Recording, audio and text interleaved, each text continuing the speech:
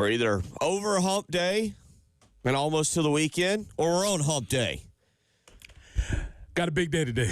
Big day today. When we make it in tomorrow, we will be over the hump. Big day. Lots of things happening today. There you go. Well, hopefully you're like Preston Thorne. You got big things happening today, and you can get up and get moving and start your day here as we hit Thursday, November the 14th. Here, getting going this morning, you instantly see something on television that has caught your attention. That was the volleyball game that was on Sunday. Texas A&M and Oklahoma? Yes, that's the one that was on, and they just kept going and going and going and going. Best of 5. Sorry.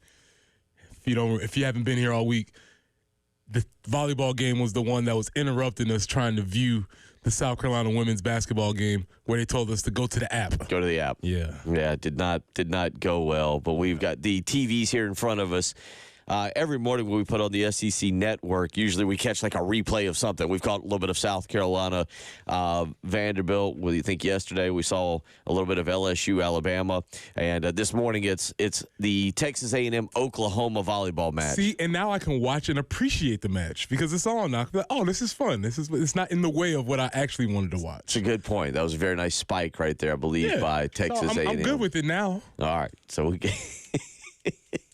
Well, get up and at 'em here as we get you going. Again, Thursday, November the 14th. We'll get into a little bit of what Dow Loggins had to say yesterday and what Clayton White had to say as the Gamecocks prepare for the Missouri Tigers coming up 4:15 on Saturday. A game that has a cup to it, the Mayor's Cup that South Carolina needs to take back. A game that has playoff implications that South Carolina needs to win. A series that has seen South Carolina lose 5 straight that South Carolina needs to win. An overall series, this doesn't feel good either. An overall series that sees Missouri 9 wins to 5 for the Gamecocks, dating back to 1979 when they met down in Birmingham. I believe that was a bowl game as well. It doesn't tell me on that. But a Missouri 24-14 win and is still going today with a Missouri 34-12 win last year. Yeah. There have been some really down times during the series, but there's been some really up times in this series. We're going to save those for the vibe check tomorrow. Okay. But there's been some great times in this series also. While we're building to that, I do remember playing Missouri in some bowl game or another. They had a Brad Smith. That's a very generic name. Yeah. There's probably a million Brad Smiths in the world. He came out of one of those 3D carbon printers or whatever. They just had a whole line of Brad Smiths that they created. I actually had a guy that was a friend of mine. His name was Steve Jones, and bless him or her, he married Mary Jones. Stevie Mary Jones, straight out of the book. Brad Smith.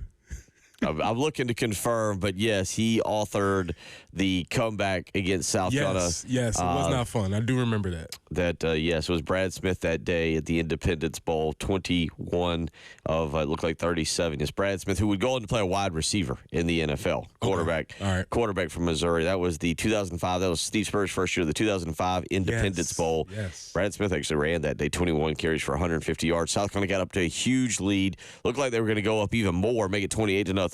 And there was a pick 6 that occurred from Blake Mitchell. But South Carolina actually went storming back down the field, scored again to go up 28-7. And Missouri rallied to win 38-31 that year and put an end to the Gamecocks' first year under Steve Spurrier.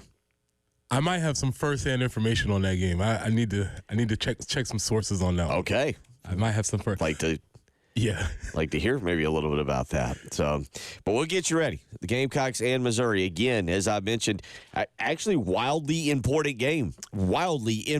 Game. Way more important. I mean, we knew it was going to be important. I think everybody was looking at this game as a thing of like, yeah, if we want to get bowl eligible, we need to get sworn, blah, blah, blah. But way more important than I think we would have anticipated at the beginning of the season, correct? Yes, for multiple for multiple reasons on that. Again, as I just mentioned, yeah, there still is playoff implication for both teams. Both teams can make a little bit of a move in the college football playoff rankings with a victory. So, yes, it's a playoff elimination game. We are on the scene this weekend. We are on the national map as far as a playoff elimination game. As I mentioned, there is a Mayor's Cup that actually gets shown. People know where it's at. It comes to the game. It's not like the Bonham Trophy where we don't even know what it really looks like. The Mayor's Cup. And Eli Drinkwitz brags about the Mayor's Cup. He does. Whereas Mike Elko, I don't think even knows there was a Bonham Trophy to be played for. Maybe that would have changed his tone on some of those fourth downs. Again, a series that South Carolina has not been competitive in really the last 5 years, losing 5 straight to Missouri. And then it also features a coach which kind of on the down low might be number 2 on South Carolina's most disliked list. Behind Dabo, the man in the upstate? Yeah. Yeah. If I've had to run through very quickly, pretty convincingly, I think maybe. I don't think there's much of a question. I think he's got it. And there might even be some people who are willing to put him number 1. Because at least with Dabo, we're like, all right, we've seen enough of you. We know this is your shtick. With Eli Drinkwitz, it's just like, dude, just matter of fact, Jen, do we have the clip from him? I don't know which one it was. From him after the game on Saturday where he starts to spell out M-I-Z. I don't know what clip it was. Preston, do you know which exact? It was number 11 from. This is off the top of my head, but I think it was number 11 from Monday. That'd be a heck of a pull for me. Okay. No. You got it. All right. This is just what we deal with. This is who we deal with Eli Drinkwitz. What does this do for your football team moving forward? I know you know about your team, you know about their demeanor. What does this do for you moving forward from now? It gives us another win, keeps us in the playoff hunt. That's right, I said it, playoff hunt. M-I-Z. That's right, I said it. And we could do that all day with just various quotes from him. And we talked about the idea of peer programs, right? Uh-huh. I think I figured this thing out. Same way we feel about how Kentucky and we feel about each other. They've beaten us 5 years in a row. And every year it is a shock. It's like, Missouri again? How'd this happen? But it's been going on for 5 years now. Yeah. And I think that's what really bothers people about this particular game, this particular coach, that particular school, is that it's like, what? How'd this happen? Again and again. Yeah, I mean, they've won 7 of the last 10 dating back to that kind of shocking victory in Columbia, South Carolina back in 2014, in which it felt like South Carolina had that game won. It was 20-7, and Steve Spurrier didn't even think about going for 2 after a late touchdown, and Missouri scored 2 touchdowns in about the final 6 minutes, I believe, to win 21-20. And I remember I'll never forget walking out of the stadium that night, and that was 2014, and South Carolina had been blown out by Texas A&M, but had beaten East Carolina, had rallied and beaten Georgia at home in that crazy game, and they were on the verge of beating Missouri. And I remember thinking South Carolina, that was at the end of September, is going to leave the month of September with that awful loss to Texas A&M in complete control of the SEC East. Maybe this is the year. Or I shouldn't say I was walking out of the stadium, but after they scored to go up 20-14, and Missouri scored 2 touchdowns, and the next thing you know, we walked out of the stadium as losers. And a lot happened that year. To be quite honest, a lot happened that year. I think the Kentucky game might have been the following week, and then obviously the Tennessee game happened, and then Clemson broke the 5-game win streak. But if you want to circle, not the Texas A&M game, but if you want to circle a game that might have ended the Steve Spurrier era. Is that the one that broke us? That might have been the game 11 years ago from the standpoint of South Carolina wins that game. They're in complete control, even with that embarrassing loss. I think they would have climbed back into the top 15 at that point, maybe even back into the top 10. I'd have to go back and look and see where exactly South Carolina was ranked at that point.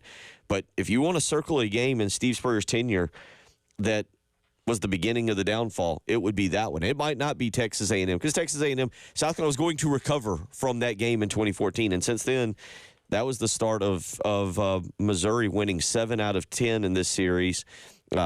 South Carolina went on a little 3-game win streak there to start the Will Muschamp era, and then Eli Drinkwitz has put a stop to that.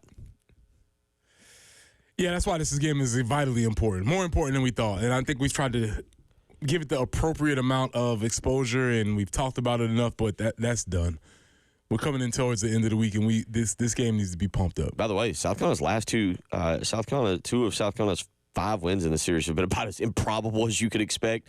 The 27-24 game in 2013 out in Missouri, and then again that 37-35 game back in the last win in 2018. So we'll get into it. We'll play a little Dow Loggins this morning, get into a little bit of Clayton White, kind of a nice quiet night, Preston Thorne, in the sporting world, unless you were into the action last night, and if you were, kudos to you.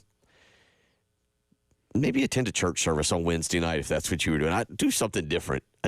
34-7 Miami of Ohio, 29-16 Northwestern over Akron, Ohio 35-10 over Eastern Michigan.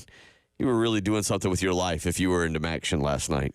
Did you say Akron lost to Northwestern? Did I say Northern Illinois? I'm sorry. Okay. 29-16. Same difference. Miami of Ohio beat Kent State. Kent State goes to a whopping 0-10.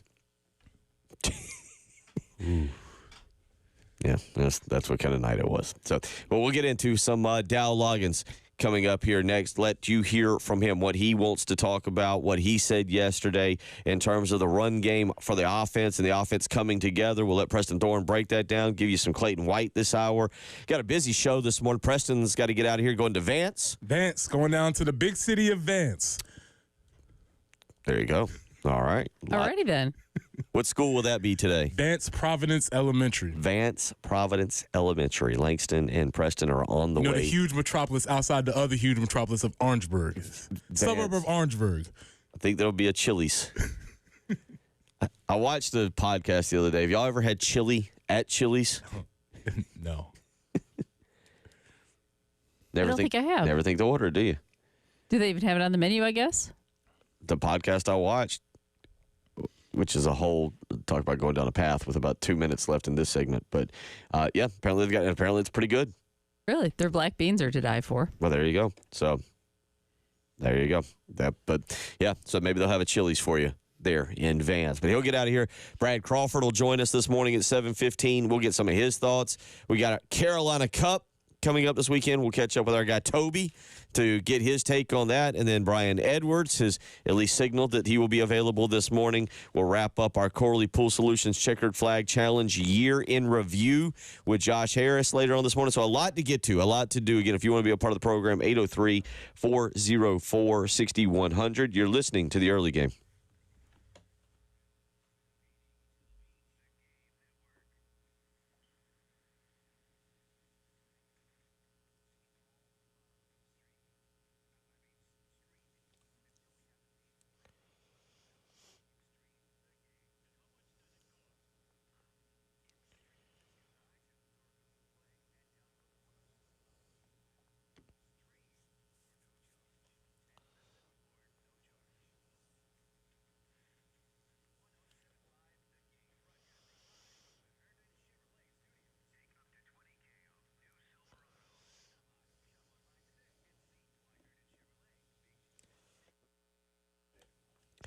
Bill Gunner for the mortgage guru, Jacob Crowder with First Palmetto Bank. Let me tell you something right now. If you are in Richland County and you're thinking about moving, or if you are thinking about moving into Richland County, you need to hear about the community reinvestment product that First Palmetto Bank and Jacob Crowder are offering now. How about this? Again, you have to be moving into Richland County. They feel like they are underserving that area, and right now they are offering a 4.99% interest with a 5.075 APR on a 30-year fixed mortgage. You heard that right. For more information, call the mortgage guru, Jacob Crowder, today, 803-719-1005. This does not have to be your first home. If you're thinking about moving into Richland County, second or third home, or if you're in Richland County and you're thinking about moving but staying in Richland County, again, you can get a 4.99% interest with a 5.075 APR on a 30-year fixed mortgage. Call the mortgage guru, Jacob Crowder, 803-719-1005.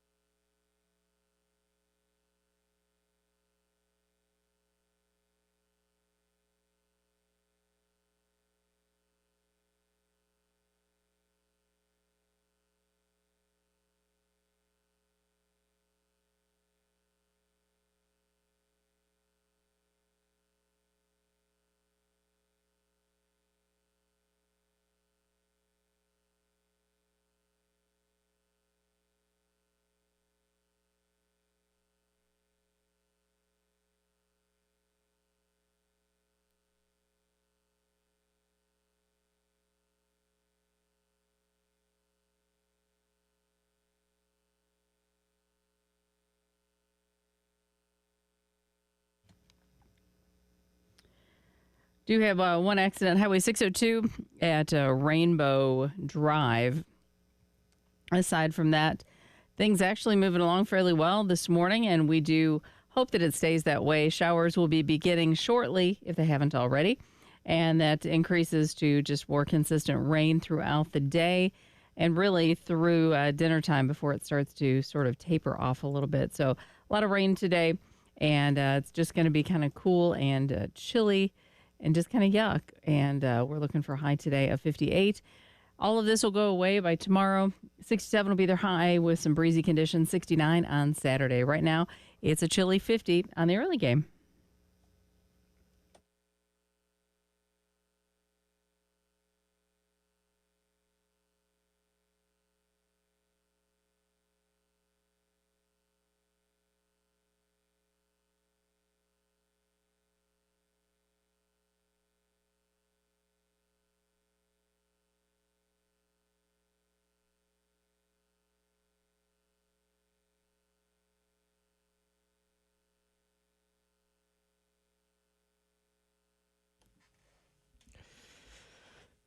.619 as we get you up and get you going on your Thursday morning. Chilly, kind of rainy here, as you just heard from Jen, right here in the Midlands. Hope if you're in Florence or Myrtle Beach, you're doing all right. Wherever you may be listening, reminder, you can always download the 107.5 The Game app from iTunes or Google Play and listen anywhere. You can take us anywhere. So even if you were out and traveling this morning, like to say Vance, where I think we still have coverage. I think it still gets there. Yeah, but if you're traveling anywhere this morning, you can listen to us. Just download the 107.5 The Game app from iTunes or Google Play, and you can listen anywhere. As always, a reminder, you can go to our YouTube page as well and watch us. Just go to The Game TV Radio, powered by Integrated Media and sponsored by Shepherd's Glass. Join in our chat room there, and you can be a part of that and hang out with all of the great people that participate there. 803-404-6100. Out to the phone lines we go. Gamecock Larry needs to talk a little trash. Gamecock Larry, how you doing this morning?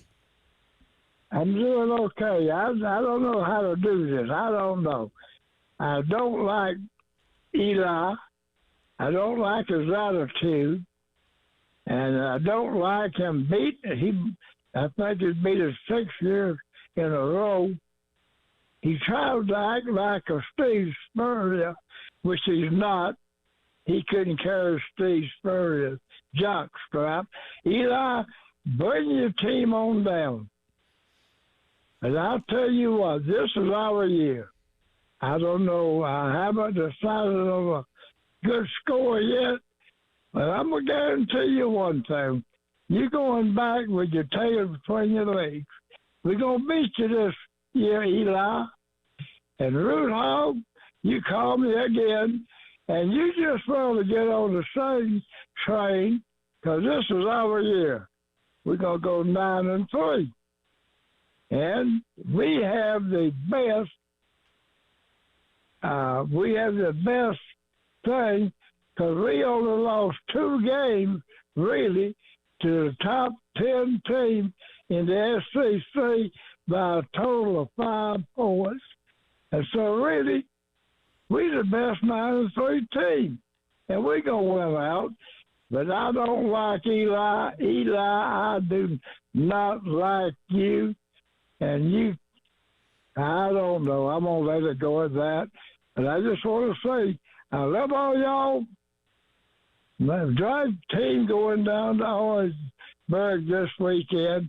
They going to go down there and keep the Gamecock flag flying high. That old Gamecock there is all mixed up. But I don't know. I still love all y'all. Go Gamecock. Yeah, Bill, go ahead and take pride of y'all. Love y'all. For a man that didn't know how to do that, he did it pretty well. Yeah, he warmed up to it. Yeah, he seems to be quite the villain there on that, knew exactly how to do it. 803-404-6100, how you can weigh in if you want to do so there. So, Preston, one of the things we've seen against Texas A&M, then against Vanderbilt, run game starting to heat up a little bit. You got reasons for this? I mean, I'm sure there's several reasons. I would assume you could look at the offensive line playing a little bit better. Maybe you look at the play calling, maybe incorporating a little bit more of the old pin and pull, as you want to talk about it. Maybe it's that Rockets a little bit healthier. Maybe it's that we've taken care of the ball. There could be a whole bunch of situations as to why. But Dow Loggins yesterday talked about as far as the run game success. Let's hear what he had to say. Well, I would say that we've run the ball the way we've needed to the last 2 or 3 weeks to win some games, and it's not just the offensive line. Obviously, they're doing a really good job. It's the wide receivers blocking. It's Rocket being healthy. It's Lenore's doing his part in the QB run game. It's everyone. It takes 11 guys to gain 4 yards on a run. I always joke with the offense. I'm like, that's what's hard about playing consistent offensive football. It takes 11 guys to get 4 yards. It takes one jerk on defense to make a tackle and blow up a play and get a TFL. But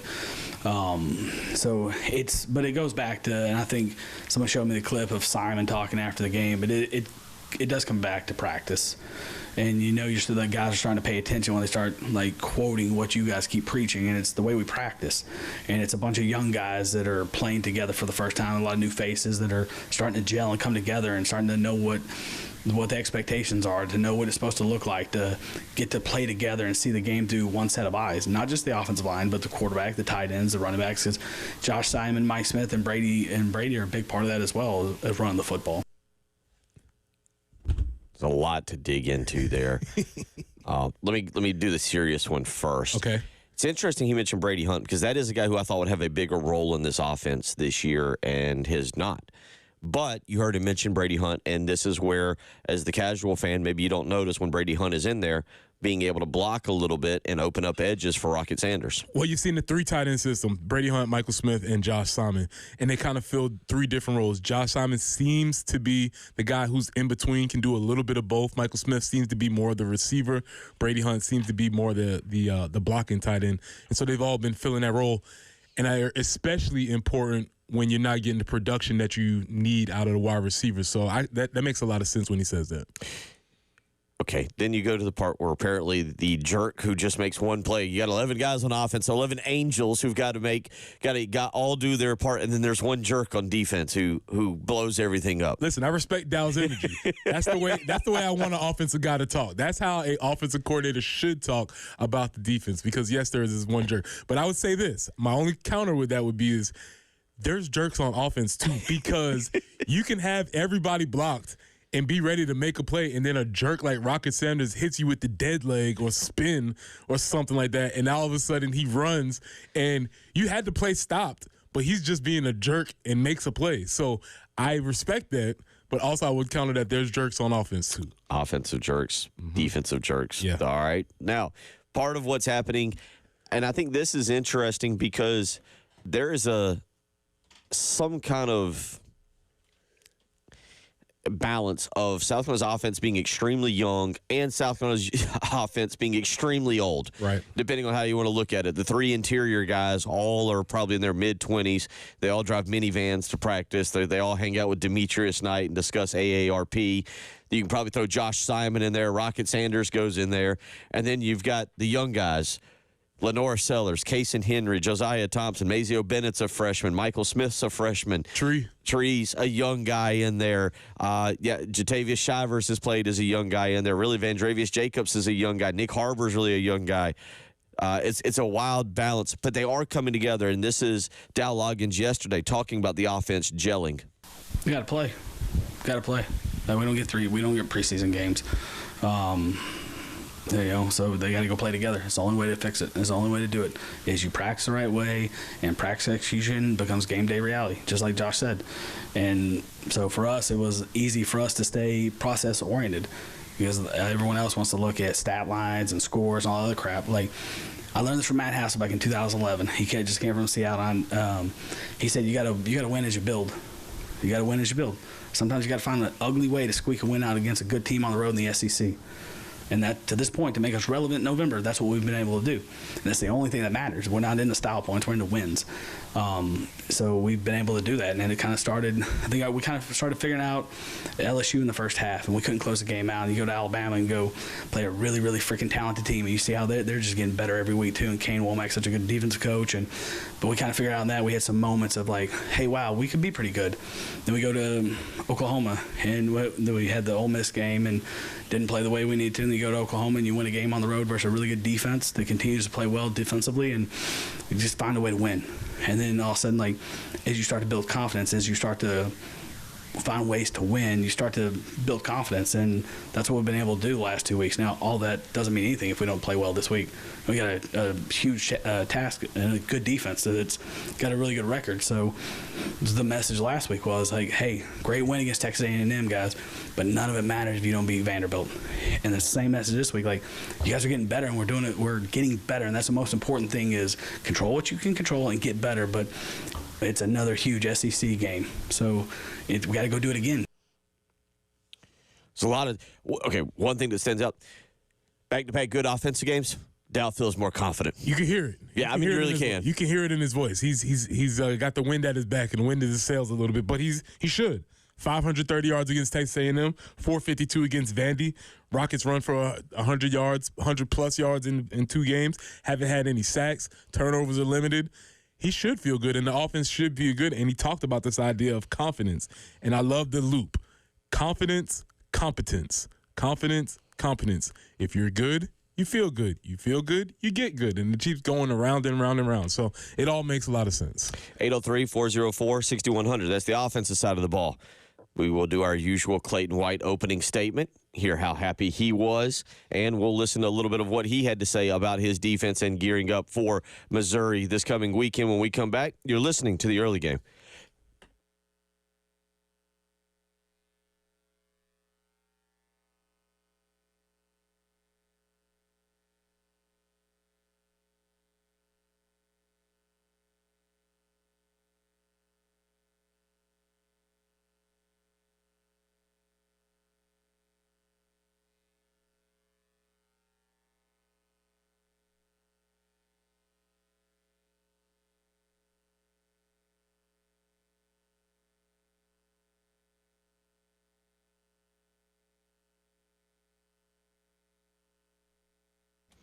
Hey, it's Jen for CHW Cabinetry in Lexington. The demolition we had to do in the kitchen was a great success.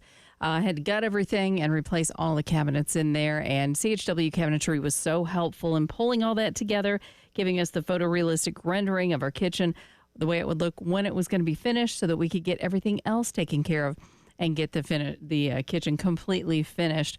They do more than kitchens. We needed a bathroom cabinet upstairs. They were great with that. Currently getting a new cabinet installed from CHW Cabinetry on Monday, and our master bath. They also can help you with cabinetry in your pantry, maybe a bedroom closet.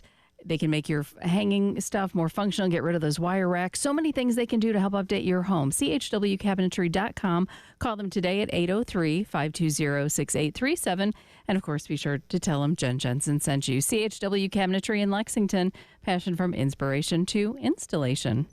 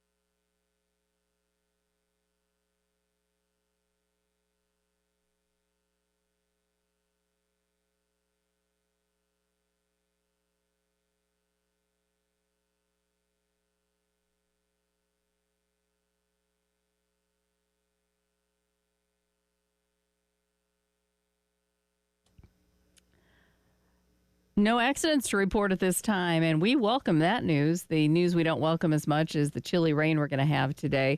Looking for a high of 58, but that chilly rain, it'll start picking up as the morning goes on, and the rain continues really throughout the rest of the day. We'll be tapering off probably after you're home and dinner time or so. But a lot of rain today is possible, and again, just chilly. Looking for a high today of 58. That all clears out. Going to be 67 tomorrow with some breezy conditions.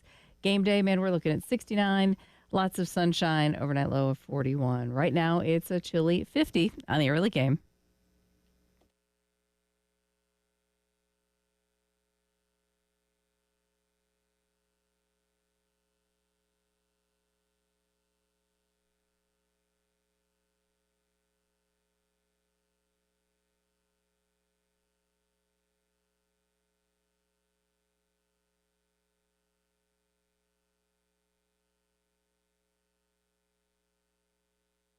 $6:35 as we get you up and get you going.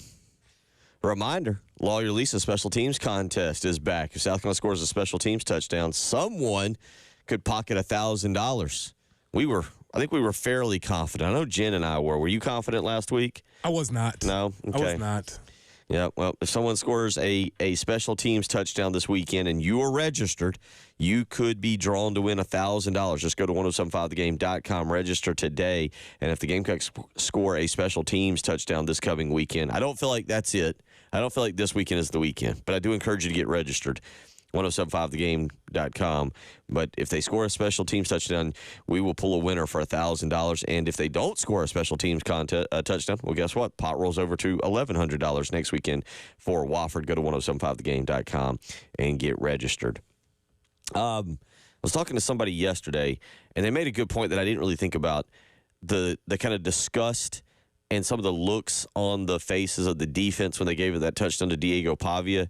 And it just didn't really register with me how close they were to getting that donut. That I do think, like, in the locker room, maybe not publicly, but in the locker room, that defense talks about, like, they want to shut somebody out. Yeah, they want it. They want it for sure. And it did feel like a little bit of a letdown, especially when you felt like you might have had the game in control. You didn't want that to happen. But, yeah, that's something that they definitely have their eyes set on getting accomplished. But if you want to add it up, that's now 6 quarters with giving up only 1 touchdown going back to halftime of the Texas A&M game. A very happy Clayton White stepped to the podium. Jen, this is number 17.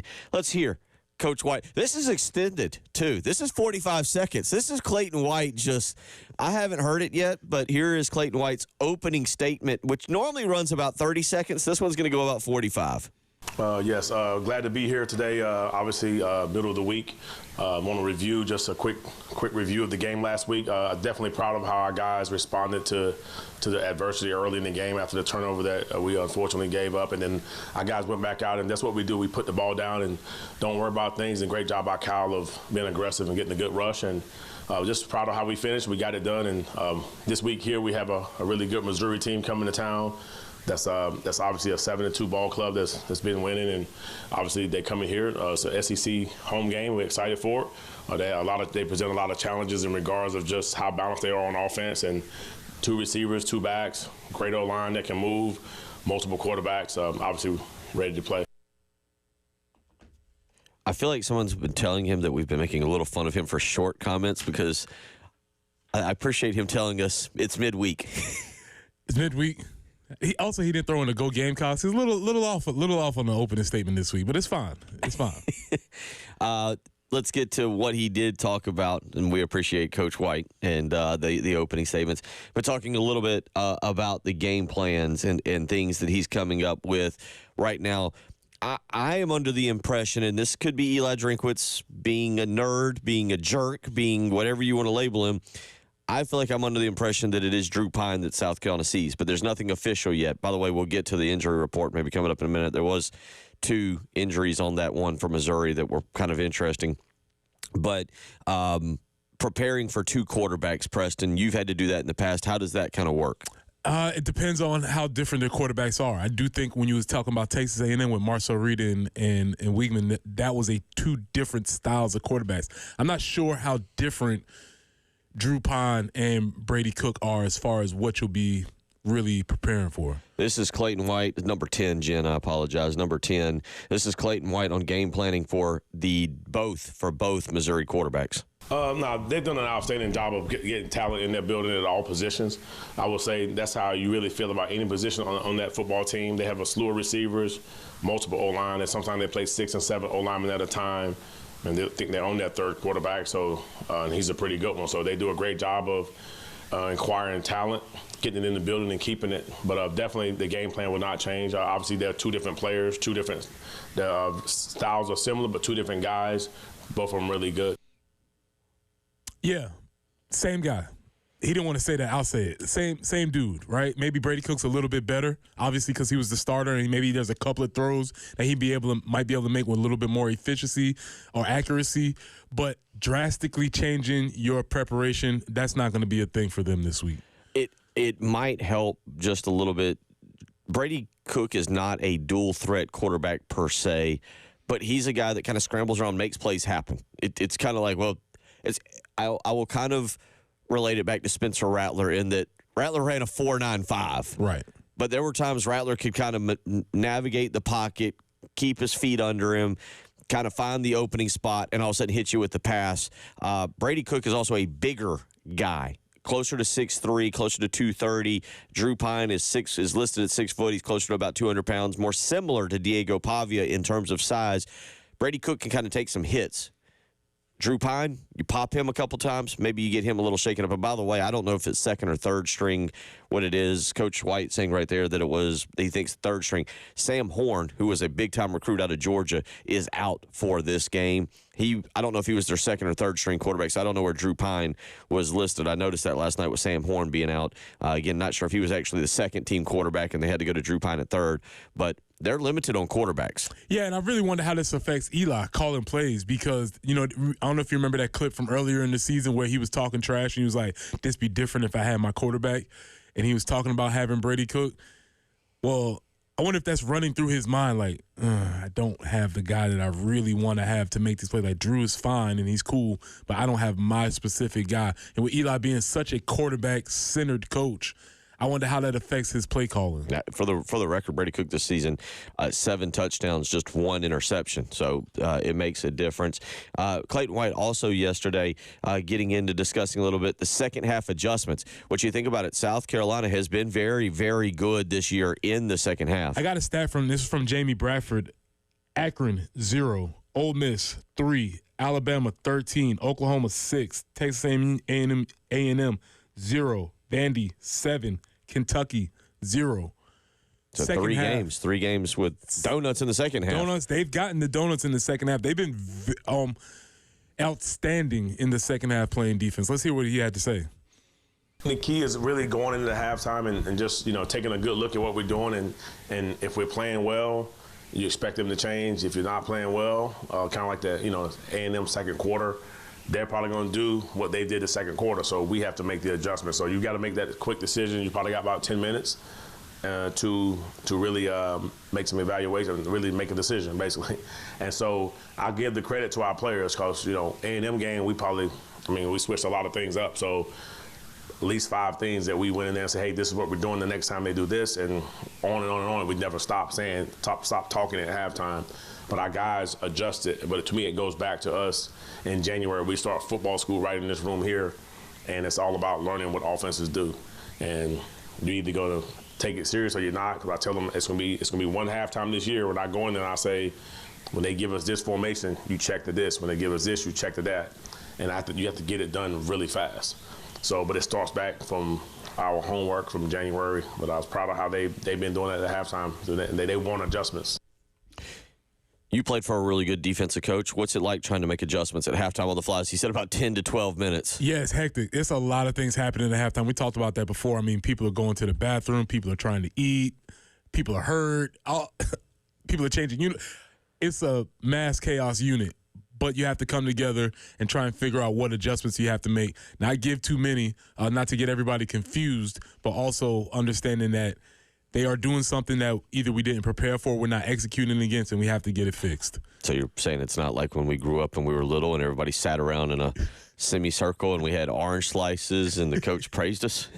Yeah, halftime can be a pretty wild range of things that are happening at the same time. 803-404-6100. We'll come back. We'll wrap up hour number one. You're listening to the early game.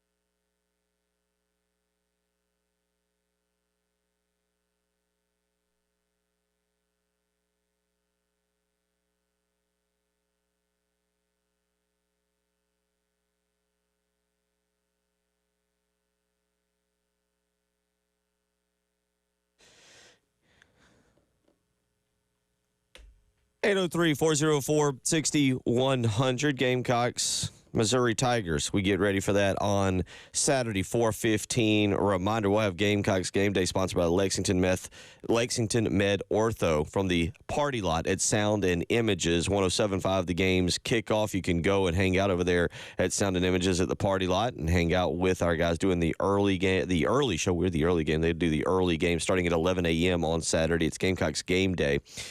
Again, sponsored by Lexington Med Ortho. It'll be right down Bluff Road at the party lot at Sound and Images. Stop by and say hello. And then, of course, kickoff scheduled for 4:15. And Preston, 5 straight. Sometimes there are just teams that you can't beat and you don't understand why. And one of the NFL greats right now understands that. Somebody asked Lamar Jackson about a team that he couldn't beat. I think they were expecting one answer. And Lamar gave him another answer. Jay, can we hear the clip real quick of Lamar talking about a team that he just can't beat? This is 2-time MVP Lamar Jackson talking about a team that he just couldn't beat. Youth football, whatever, middle school, high school, was there ever like a team that frustrated you that you couldn't, or a player even that frustrated you? Like, did you ever have that experience, a guy or a team that would sometimes like just beat us, and I was going against them? Yeah. Youth football, Fort Lauderdale Lake Vikings. I hated them. I still hate them because I can think about the games we lost against them. I'm like, bro, how did we lose? Yeah, man. Yeah, I hated them. I still hate them right now. The kids cool now. I love the kids now, but I wouldn't want my child to play for Lauderdale Lake, man. Were there any pros on that Lauderdale team? Pros? No. Yes, the Fort Lauderdale Lake Vikings. That's what Lamar thinks about when he lays his head down at night. He doesn't think about the Steelers. He doesn't think about advancing in the Super Bowl. He can't get over how he didn't get. I'm assuming they were peer programs to his youth football program, and he can't get over it. That just got me to thinking, as it always does, 803-404-6100, was there a team that you just could not get past? Preferably the younger the better. It could be high school, it could be JV, it could be youth, it could be – was there a team that you just could not get by? It starts for me in 4th grade in youth league baseball. That time it was called majors. I think we went majors, minors, and then pony league. And a good friend of mine, Benjamin Ryan, I can't remember the name because back then they were all sponsored teams, but it was an orange team, and we were Palmetto Lawn and Leisure, I believe, back in then. We were we had a yellow jerseys with green, and they were like a construction company. They were orange, and we had 3 losses that year and couldn't beat them for the little league title. And that's the first one. That's the very first one. So if that's the first one, and I'm talking 4th grade when I was 9, 10, that one stuck with you. I have to say, Bill, I was on the other side of that equation. George's Discount, Doty Field. My coach was also the commissioner. Oh. And let's just say we were very good. Okay. And we had somehow or another, he finagled the picks that we had a lot of players on our team. Yeah, okay. George's Discount was a dynasty at Doty Field, and it was always everybody's goal to beat George's Discount. Wasn't going to happen. So I feel your pain. I was on the other side of that equation at Doty Field. There were some good players everywhere else, but a major concentration of the best players in the league just happened to play on George's Discount. We were yellow and black, by the way. Okay, yeah, I see that. I'm seeing that more and more now as a coach and a dad in rec league than I did when I was a player. I think because my dad finagled it where I was usually on the best teams and we brought. Now I'm seeing the opposite side of that, and I'm having to start to turn the. I know he pulled this pick. We had a shout out to one of the best players I ever seen, Keisha Bryant. She was our shortstop. I'm sure he picked her late round, whatever. She went on to break all the softball records at Somerville High School. She was phenomenal talent. So I'm sure he stashed her later on in the draft. A lot of tricks you can run when you're the commissioner of the league. We need to put this on the back burner for, is there a more corrupt thing than Little League Baseball? Because, as we were young, I didn't realize. Was amazing. I didn't realize what was going on in youth league baseball. And now I think back, there was another player that was coming over from like the northeast side of town or something. Will Clark, again, good buddy of mine, played high school basketball with him. And one of the coaches who knew him coming over said, "Don't try out, so that nobody sees you." Yes. And there was a couple dads who knew him and was trying to warn the other coaches to get him, but it didn't work. And like now that you say that about it, is there a more corrupt thing? Was there when all of us were growing up than Little League baseball and the finagling to build a power team? And like I said, I think I was part of that in terms of being shuffled around. I think one time they told a kid to go out. He was a righty, but they told him to throw lefty. Hey, listen, got to beat the system some sort of way. I believe I was one of those don't try out stash when I moved into town. Yeah. And the commissioner, who was the coach, he was also the waterman, and he was like, "Yeah, come to our league. Yeah, don't try out." A lot of y'all are weighing in on these. Perfect. I can't wait to hear them as I'm driving down the road. The teams that you couldn't get by. James Island could never get past Somerville, but then again, we couldn't get past any high school. A couple of y'all weighing with Somerville's. You left a mark on a lot of people. Preston, you're out of here? Winning. Going down to Vance Elementary, man. Appreciate y'all. See you tomorrow.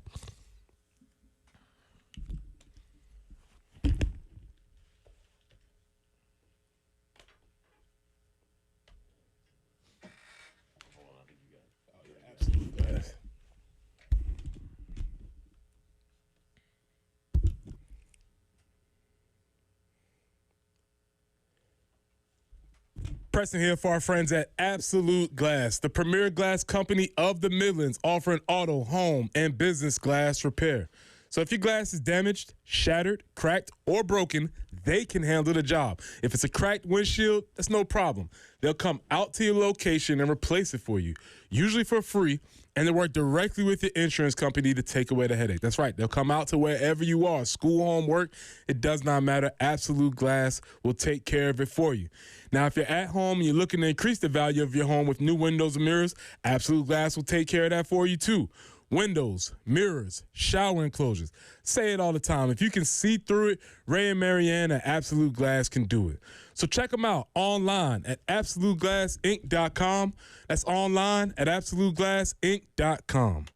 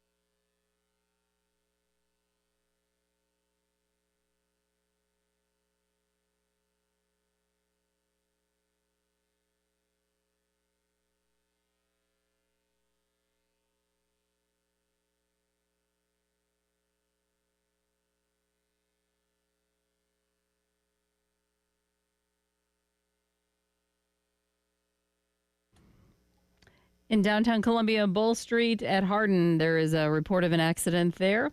Also, Highway 6 at I-20. a report of an accident there. Yeah, Bull Street near actually like Jefferson Street, but they're saying at Hardin.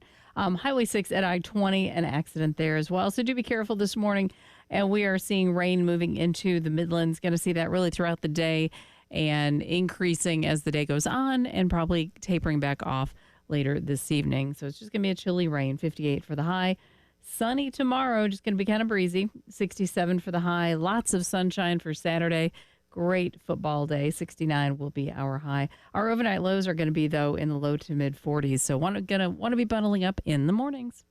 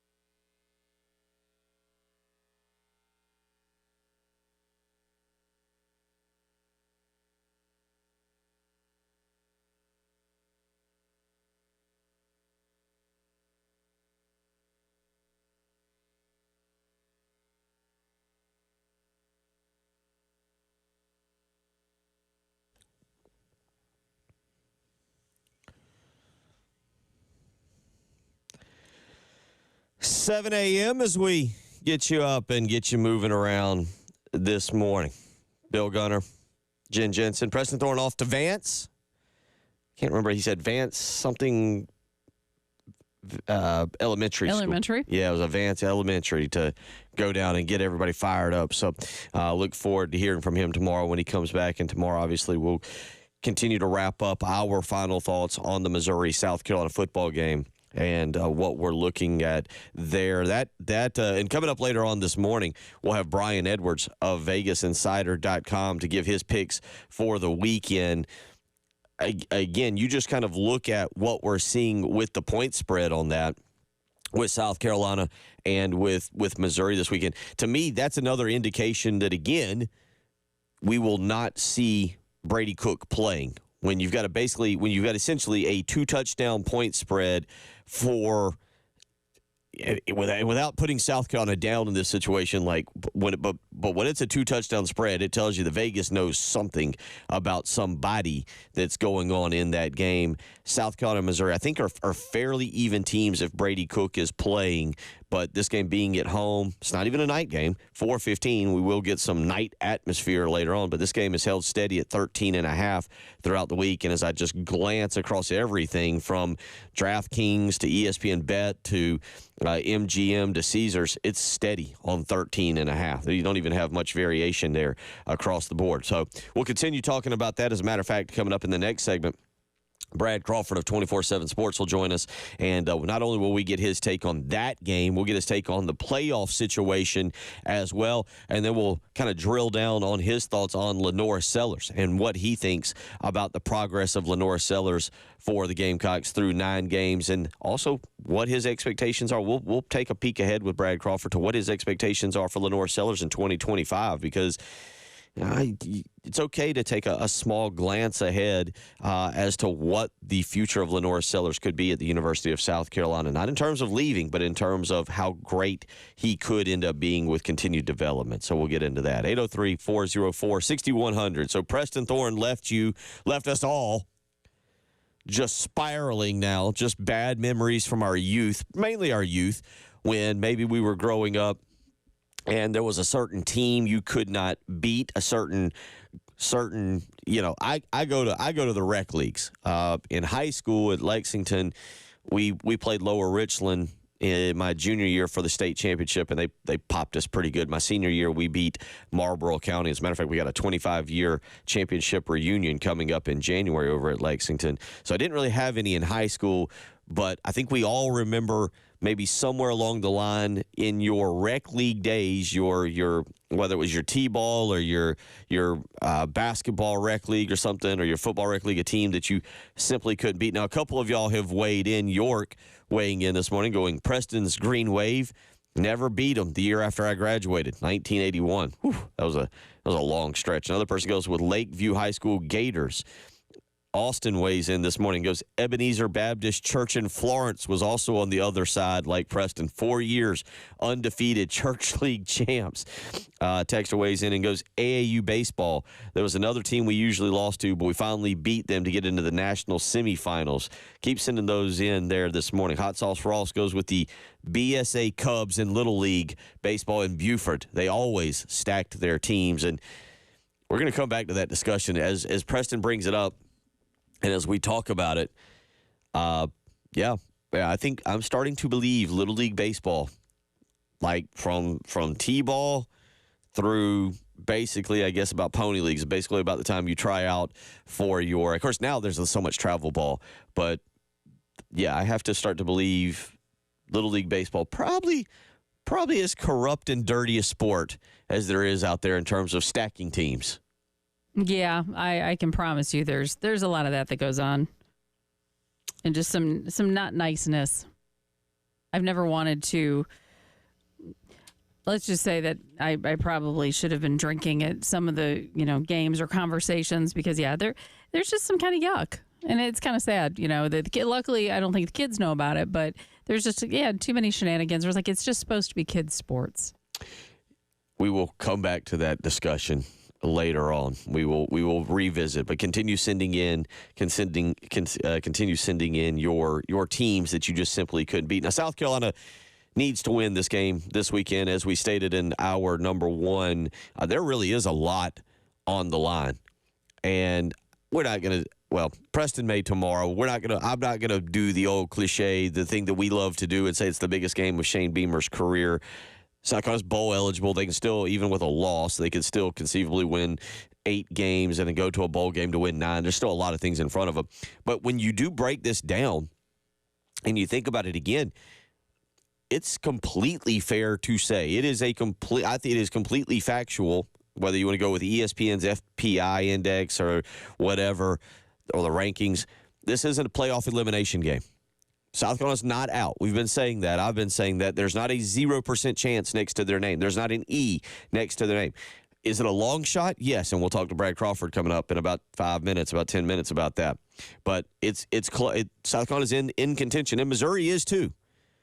Missouri is as well. It's a playoff elimination game. Just ask Drinkowitz. That's right. He tells you that they're still in it. M-U-Z, M-I-Z. He was waiting on the Z-O-U.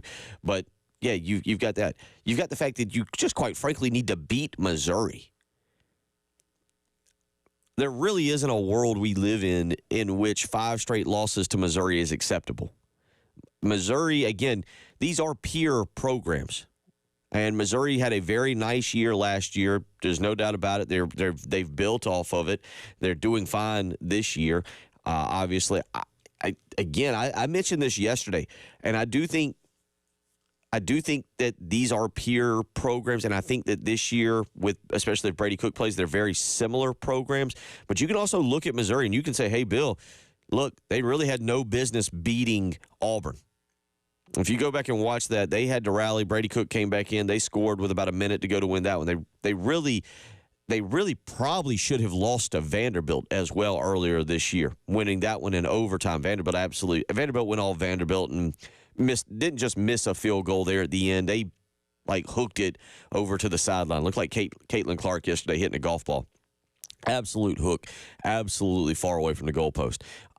Boston College had them on the ropes earlier this year, and they managed to win that one. They've been blown out, absolutely blown out by Texas A&M in College Station 41-10, and then they lost Brady Cook, and Drew Pine came in and kept throwing it to Alabama in Tuscaloosa, and they were blown out 34-0. I guess if you want to use the comparative state here, well, South Carolina beat Vanderbilt by 3 touchdowns in Nashville. Missouri only beat Vanderbilt by 3 points in Columbia, Missouri. Well, Texas A&M beat Missouri by 31. South Carolina beat Texas A&M by 24. Alabama beat Missouri by 34, beat South Carolina by 2. You can kind of see there. So there is some comparative things. But in terms of programs, just in terms of each of these two programs, think about this. The first 3 years under Eli Drinkowitz, Missouri was 5-5, 6-7, and 6-7. They weren't setting the world on fire. They had the great year last year. They caught fire. They went 11-2. They're 7-2 this year. But again, that's why I was making the statement. It's not like Missouri's some great overall program that is light years ahead of South Carolina. In Eli Drinkwitz's fourth year, yeah, they caught fire and went 11-2. South Carolina could conceivably go 10-3 this year. That's on the table. So, again, I think these are peer programs, as J.C. Sherbert said once, and from that standpoint, there's no world that we live in that South Carolina should lose 5 straight to these people, much less to Eli Drinkowitz. 803-404-6100. We'll talk about that. We'll get into a little bit with Brad Crawford of 24/7 Sports. He joins us next. You're listening to The Early Game.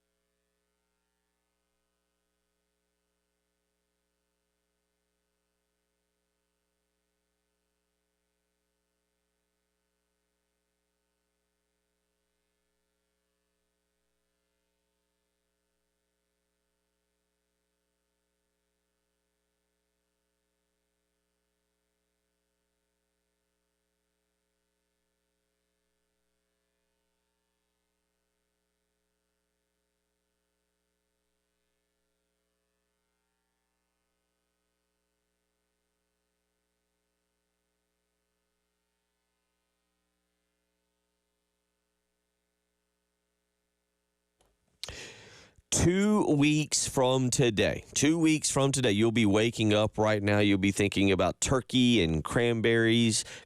You'll be thinking about stuffing or dressing, whichever one. Boy, you talk about a conversation coming. And you may be thinking about, oh boy, the family's coming to the house. Is the house going to be clean enough? Are there any stains on the carpets, the rugs, the tile, the upholstery? Well, if there are, go ahead and look today. If there are, it's time to call Zerorez Carpet and Air Duct Cleaning. With over 2,000 Google reviews and a 4.9 star rating, Zerorez is sure to exceed your carpet cleaning's expectations. And trust me, when the family is coming over, you want to make sure those carpets, the rugs, the tile, the upholstery is all insanely clean. And Zerorez will get that done for you. Call today and schedule a cleaning. Get 3 rooms of carpet cleaned for just $129 when you mention me, Bill Gunner, at 107.5 The Game. You can give him a phone call, 803-262-4020, or schedule online, ZerorezColumbia.com. Zerorez, spell it backwards or forwards, is the right way to clean.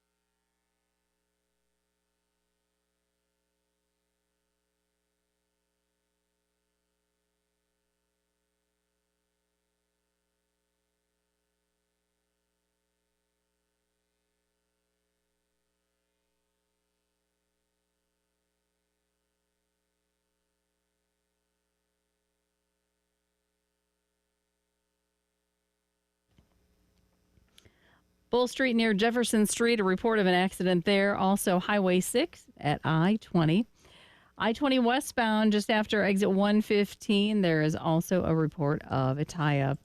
Might get sloppier out there on the highways. Looking for a high today of 58 with that chilly rain and overnight low of 44. Tomorrow, though, that's all will be cleared out. It'll be sunny and breezy, 67 for the high. Lots of sunshine for Saturday.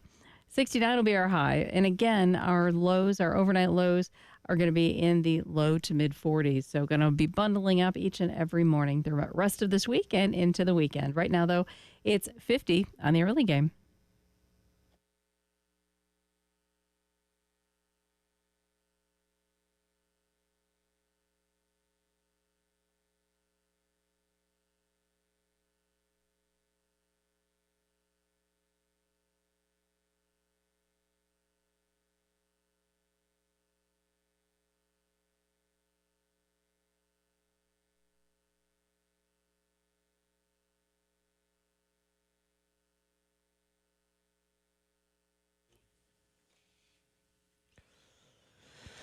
$7:16 as we get you up and get you going here on your Thursday morning.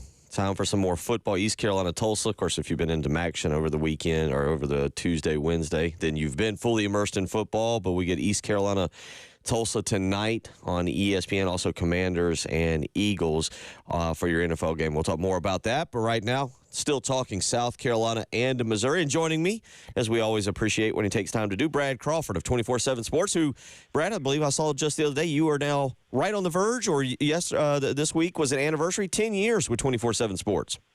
Yeah, man, December 1st marks 10 years, which is, as you know, an eternity with one media organization in our profession. So really excited about the future, man. Yeah, now congratulations on that. I think, I'm on 8 years, Jen. Does that seem right? Right at 8 years here with 107.5? Yeah, I think so. Something right there. So, man, congratulations to you on that. No, that's a huge milestone. So let's talk a little South Carolina football here. Let's start just big picture.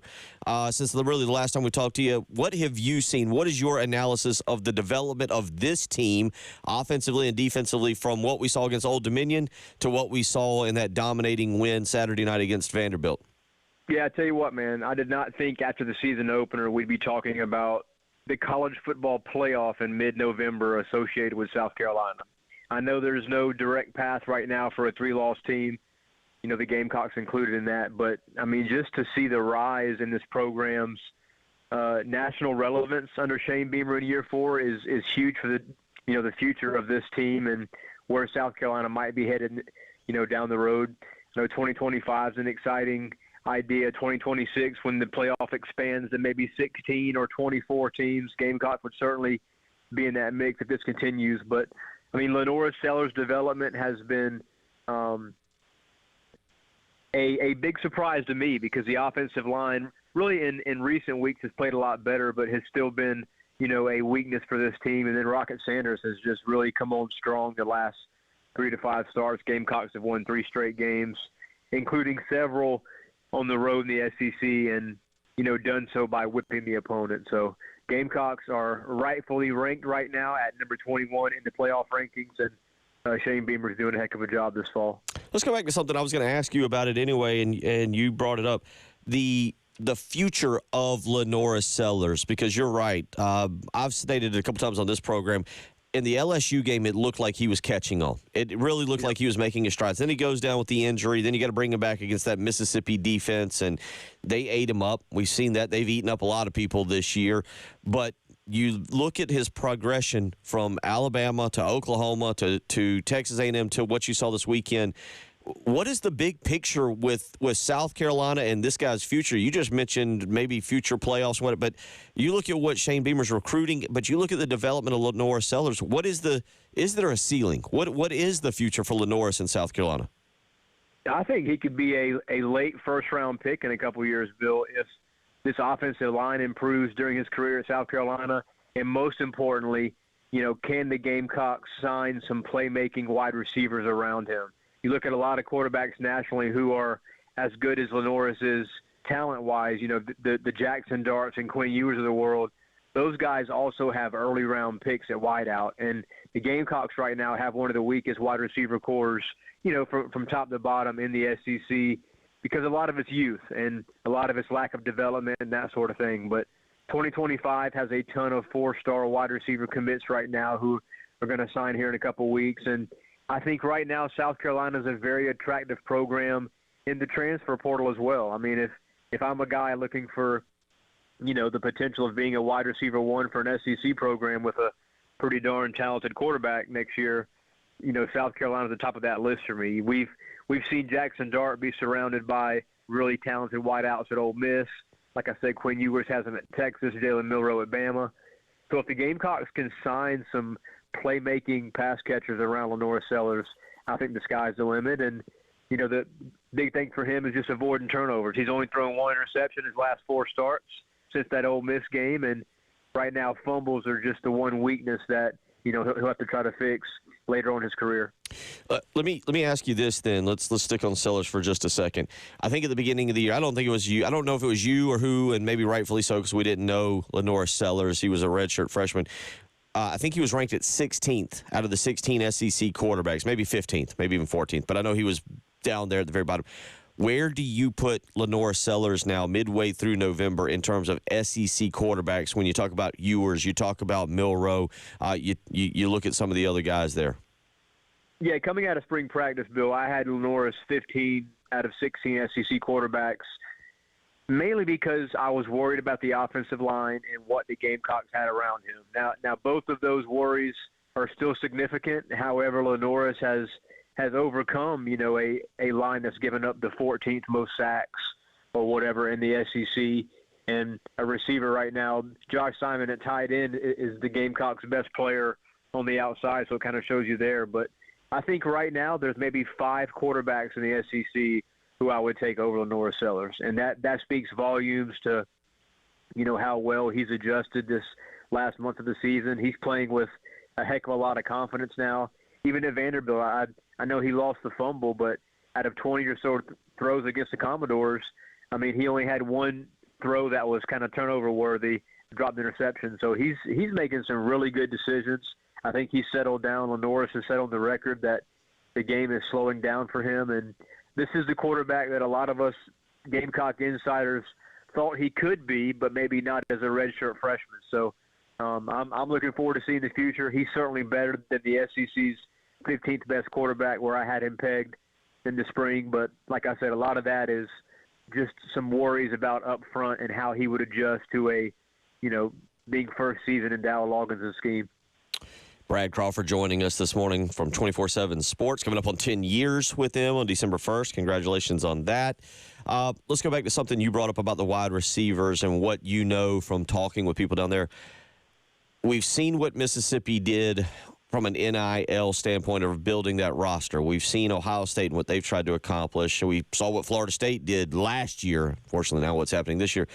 How competitive are you hearing South Carolina can be in the NIL market this offseason to continue to upgrade this roster? Because there's going to be a lot of people who look defensively. You're going to lose Demetrius Knight, Bam Martin-Scott, Debo Williams. You're going to lose Kyle Kennard.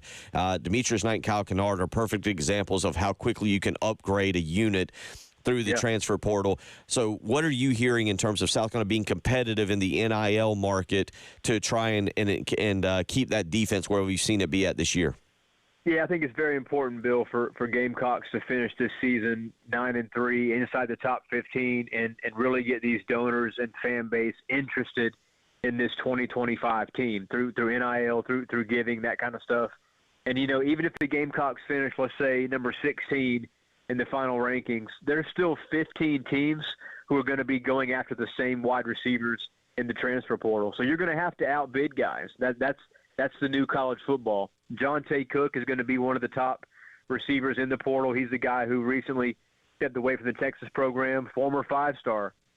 He's a guy who's already on South Carolina's radar. There's been 8 schools to reach out. Gamecocks are already one of them. So, I mean, you can see there that I don't think money's going to be an issue, but when you get into bidding wars with the likes of, Alabama's, Texas's, Ole Misses of the world now, Oregon, Tennessee, it's the same group, man. The same top 10 or so programs in NIL are going to be going after the same guys. But I do think Shane Beamer, these last 2 seasons, with how well some of these portal signees have done in Columbia, has shown, look, if we sign you as a transfer, not only are you going to start, but you're going to be an impact player. And wide receiver is a position that the Gamecocks have to hit on last year. We saw Florida State this year pretty much whiff on all three wideout signees they signed in the portal, and the Noles are 1-9. So when you sign guys in this free agency market in college football, you got to hit on them. Brad Crawford of 24/7 Sports joining us this morning, giving his analysis on the South Carolina program. I want to go back to what you just said.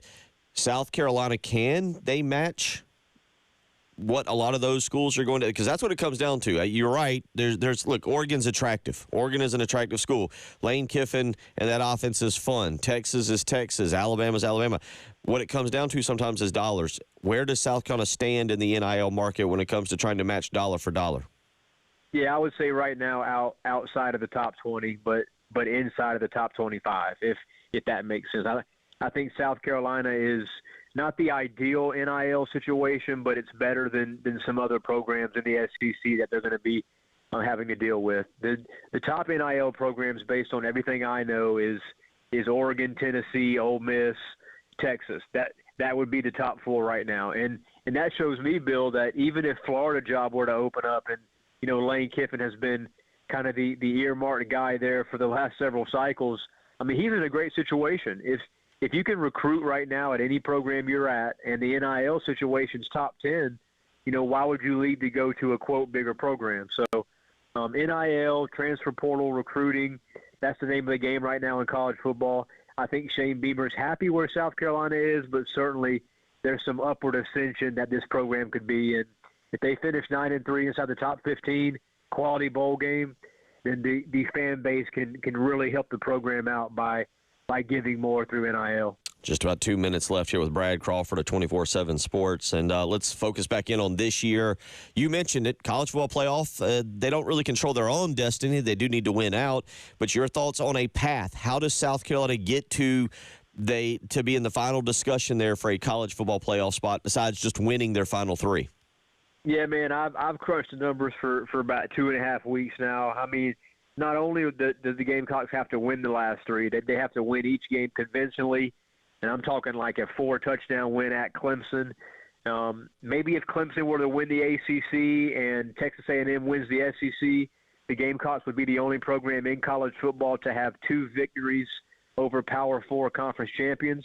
That would be one heck of an argument for a 3-loss team, but I think right now the only way a 3-loss SEC team gets into the playoff is to be the SEC championship game runner-up. Maybe a Alabama or Georgia loses to a Texas or something. So Gamecocks aren't going to make the playoff this year, but, man, if they finish with 9 wins at a chance at double digits, then Shane Beamer certainly in the SEC Coach of the Year conversation.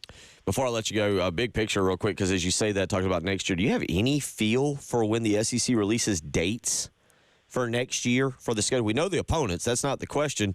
I just always look at when you get those bye weeks and when you get certain teams. We talked about the gauntlet that was Ole Miss and Alabama, and then when we looked at it, I thought it'd be Oklahoma. That's always important in scheduling to me. Do you have any feel for when the SEC puts out the dates for next year? Yeah, if I had to predict, Bill, it would be sometime in early February before the start of spring practice. We know Vanderbilt usually is the first team to walk out on the field about mid-February. So I would say they have some sort of SEC Network Tuesday night special where, we finally hear some dates. Real final thing, I got about 40 seconds with you. We expecting after next year a 9-game conference schedule?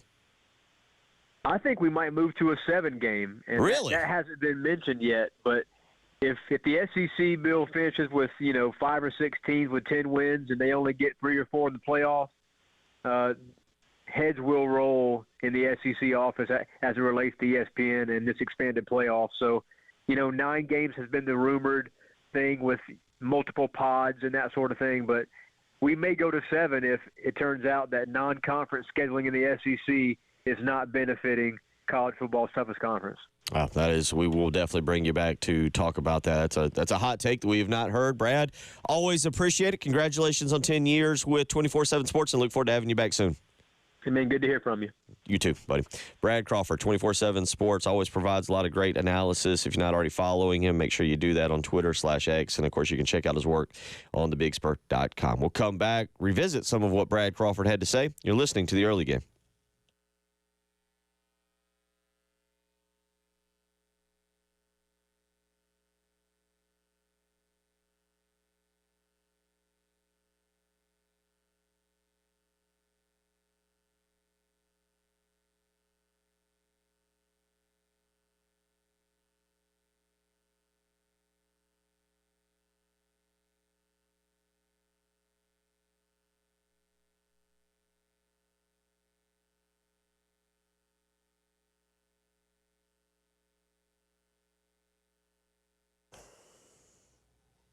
It is a little chillier this morning. I'm not dressed completely appropriately, to be quite honest, and that means that winter is coming. And if you've listened to this program for about the last 8 years, you know I despise the winter. I absolutely hate being cold, and that's why about 18, 19 months ago, AAA Heating and Air came out to my house, put in a brand new heating and air unit, and they did an absolutely phenomenal job. They not only handled it with professionalism, the cleanup, but they also explained how that new heating and air unit would help save energy, save money for me, and sure enough, it has. And, of course, most importantly, last winter, it kept the Gunner household nice and warm. This past summer, when it was nice and hot, kept the Gunner household nice and cool. And you need to check into what they've got going right now, because if you purchase a brand new heating and air unit today, you can have no interest and no payments for a full year. No interest and no payments until November of 2025. So call AAA Heating and Air today, 803-677-1500. Tell them Bill Gunner sent you.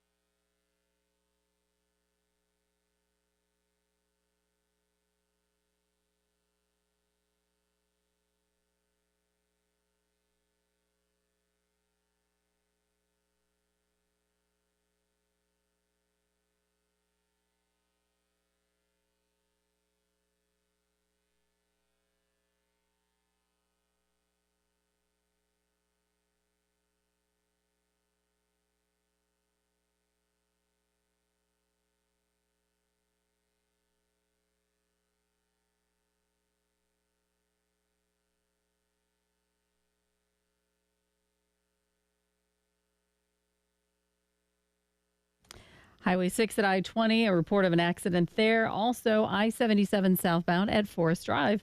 That would be exit 12. You will encounter a slowdown. 58 with a chilly rain today. The rain chances will continue to increase throughout the day. Should be tapering off maybe sometime 6 or 7 o'clock tonight, potentially. Again, 58 for that high. Overnight low 44. Tomorrow, the high of 67 with some wind, and overnight low of 43. Saturday looks perfect for the game. 69 will be the high with lots of sunshine. It's 50 right now on 107.5 The Game.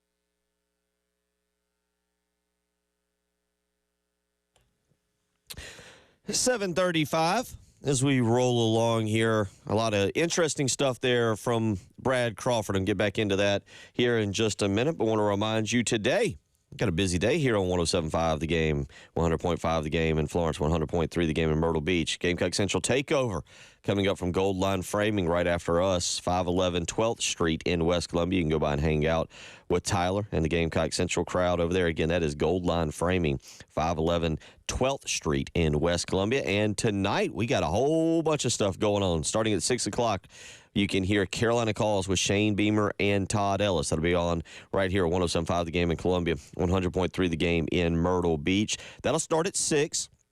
At 7 o'clock tonight, we will have the tip-off for the women's game over at Colonial Life Arena. They take on Coppin State. Maybe I'll try and get you a Vegas spread on that tonight if you're into that kind of thing. But 7 o'clock tip-off, women's basketball against Coppin State. That will immediately follow Carolina Calls with Shane Beamer and Todd Ellis. And if you want to catch the pregame, if you're not enjoying what you hear from Shane and Todd, you can flip over at 6:30 to our sister station, ESPN 1320 WISW, and catch the pregame for the women's game tonight against Coppin State. So, again, a lot going on. 6 o'clock tonight, Carolina Calls with Shane Beamer and Todd Ellis right here, 107.5 The Game in Columbia, 100.3 The Game in Myrtle Beach.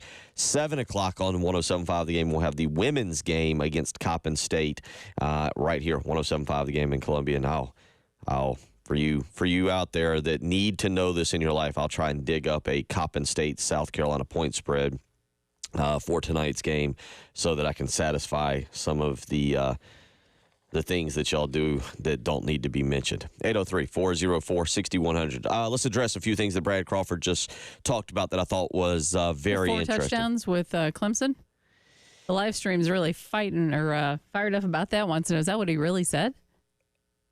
Well, what he's saying, so let's start with that to get to the college football playoff, and he makes sense, and this is why I'm saying South Carolina's chances are not zero yet. The E of elimination, like you see on the ESPN standings in professional sports, is not there yet, but what Brad was saying is for South Carolina to get to the college football playoff, they don't just need to win against Missouri, Wofford, and Clemson. They need to do it emphatically. He was not predicting Brad did not predict a 4-touchdown victory. What he was saying is that a 4-touchdown victory, like something like that, that's what we need to really impress them. You've got to go out just winning, let's just say 31-30, while everybody here would celebrate and good grief, we would all, where's the fountain? We'd go down to the fountain and jump in.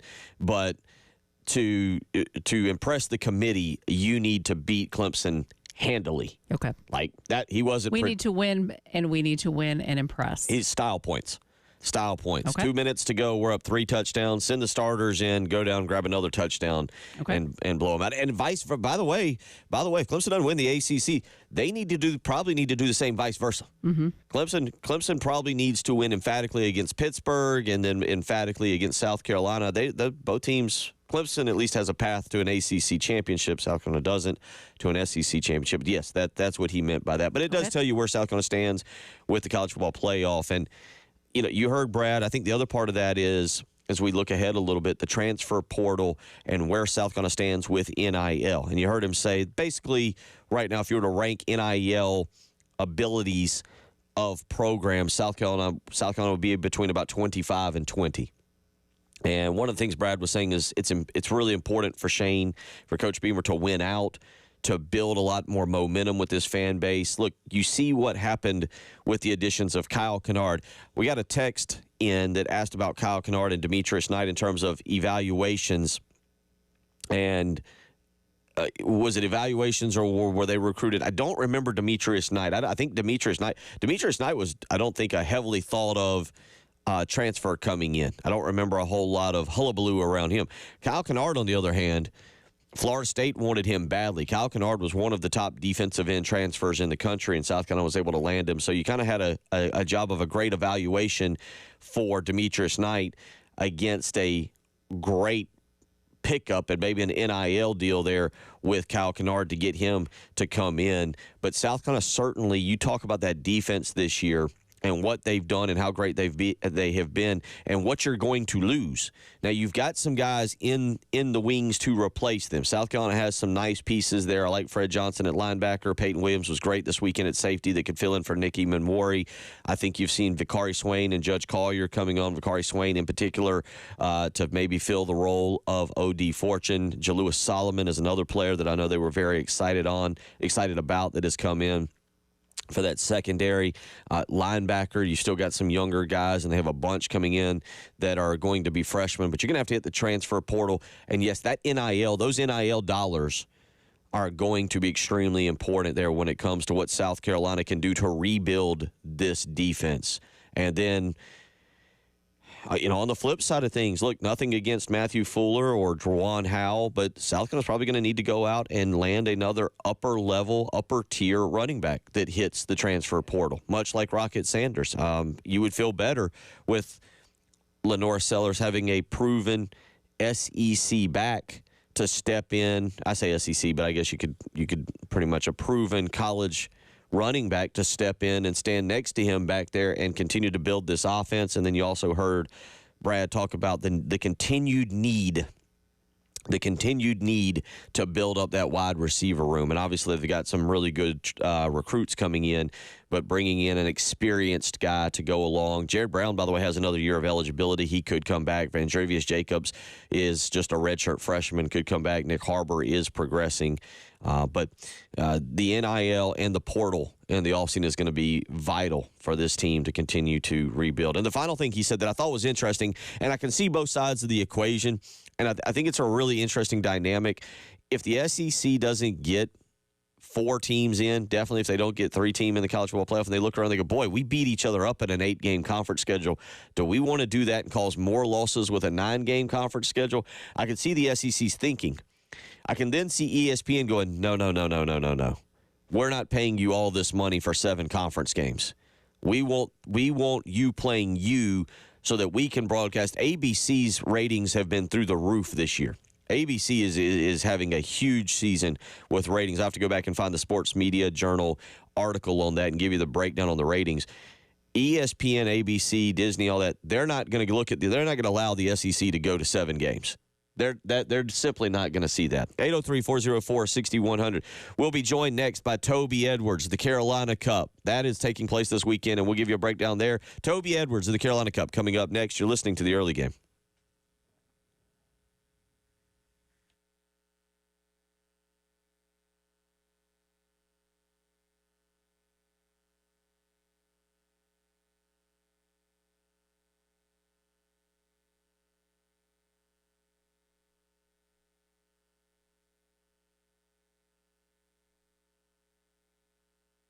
Bill Gunner from Mid-State Roofing, where for nearly 30 years, Larry Leitner and the family have been the proven leader in the roofing and waterproofing industry. And it's that history, 30 years worth of being the leader in the roofing and waterproofing industry. That is your assurance that their professionals at Mid-State Roofing will provide proper advice, service, and results to the needs of your facility. And they're going to do it in a manner both safe and pleasing to your operation. As we deal with a little bit of rain here in the Midlands this morning, and we gear up for some of those high winds that come along during the winter and more rain, well, guess what? If you find a leak 24 hours a day, 7 days a week, you can call Mid-State Roofing, and you can get help with a maintenance contract. They will have someone to speak with you, either an on-call technician or a Mid-State Roofing employee, ready to take your phone call. So that you know what they say. If you've got a leak, let Mid-State Roofing take a peek. Well, that's 24 hours a day, 7 days a week. 803-356-1919. Tell them Bill Gunner sent you.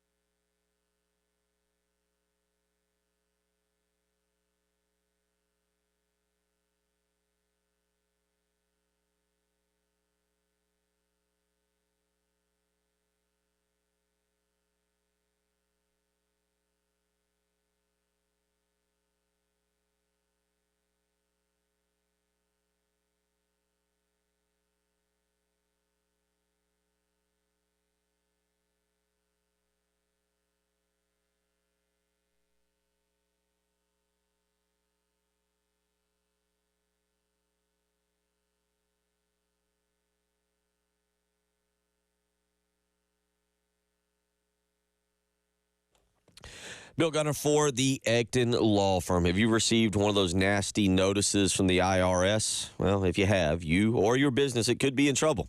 You don't need to handle this alone. You don't need to navigate the IRS maze by yourself. You need to contact the professionals at the Egton Law Firm, who have helped thousands of families just like you in a little bit of distress and a little bit of need trying to deal with the IRS. Whether it's your business or whether it's you personally, the IRS is not something to mess around with. Call today the Egton Law Firm. Get a free consultation. 803-771-9800. Let me tell you, the Egton Law Firm understands the challenges you're facing, and they're ready to offer you the peace of mind you deserve. But you got to take the first step. You got to call them. You got to set up that free consultation. 803-771-9800, and they'll be ready to help you. They got a local team ready to help you. But call first. 803-771-9800. Tell them Bill Gunner sent you.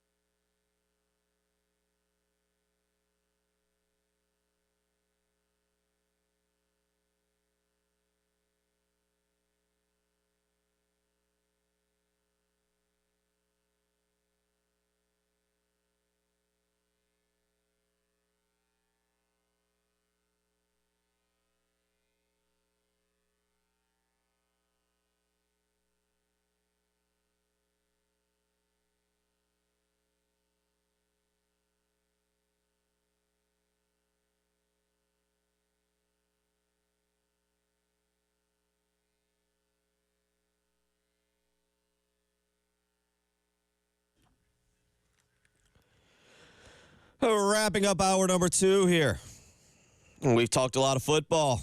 We have discussed South Carolina, Missouri. We have discussed South Carolina's playoff chances. We've even gotten into a little NIL and transfer portal discussion, but we're going to turn to the horses because this weekend, as I look at it, 2 days, 20 hours, 11 minutes, and 10 seconds right now, we are from the Carolina Cup races, Sunday, November 17th, and joining us is our good friend, our great buddy, our expert on the races, Toby Edwards. But, Toby, before I ask about the horses, I got to ask about the Corgis. Who's the favorite? The Corgis. Yes. The Corgis are coming. Butterscotch or yeah, I can't think of any other Corgi names. Who you got for us? Well, I don't know the names of the dogs yet, but yes, we have Corgi races taking place in the infield before the horses hit the track at 1 o'clock for the first race. So we're excited to have the Corgis here and see how fast they can run. Jen just mentioned it. Sounds like great weather for the weekend. I know you're excited. How do y'all deal with some of the rain that we're getting right now to kind of keep the grounds suitable for the horses and the corgis? Yeah, the rain will not affect the horses at all. I'm not familiar whether corgis like to run on firmer ground or soft ground. I'm guessing because they're low to the ground, they probably like firmer ground rather than wet ground. That would have been my guess. But I think it can be challenging with setup. But I've got a fantastic crew here at Springdale, and we are, I think, well ahead on setup. Today we will do some things that we can do underneath tents that are already set up. Sure, we might get a little wet, but we're not going to melt, and we'll have the place in ship shape for gates open 9 o'clock on Sunday morning. Yeah, give us a little breakdown. Gates open 9 o'clock Sunday morning. Tell us a little bit about parking for people making their first trip down, what they should kind of expect. Yeah, so we've still got some infield tailgate spaces available, and you can find those on our website, colonialcup.org. Or you can call the office here, 803-432-6513. Tailgating's the way to go, because that way you can bring a cooler and some sandwiches, set up a pop-up tent, and really thoroughly enjoy the day. But we've also got plenty of general admission tickets and general admission parking, which means a little bit of a walk, not that far, but you're not going to be with your car all day. For again, let's give a breakdown for people coming. You mentioned 9 a.m. is when the gates open. Talk a little bit about traffic, what you've seen. What time? What if you're kind of gonna arrive late? I know Sunday's got church for some people, but if you're going to arrive a little late, what should people expect with traffic coming in, and how long that wait might be, so maybe they can plan a little bit more accordingly?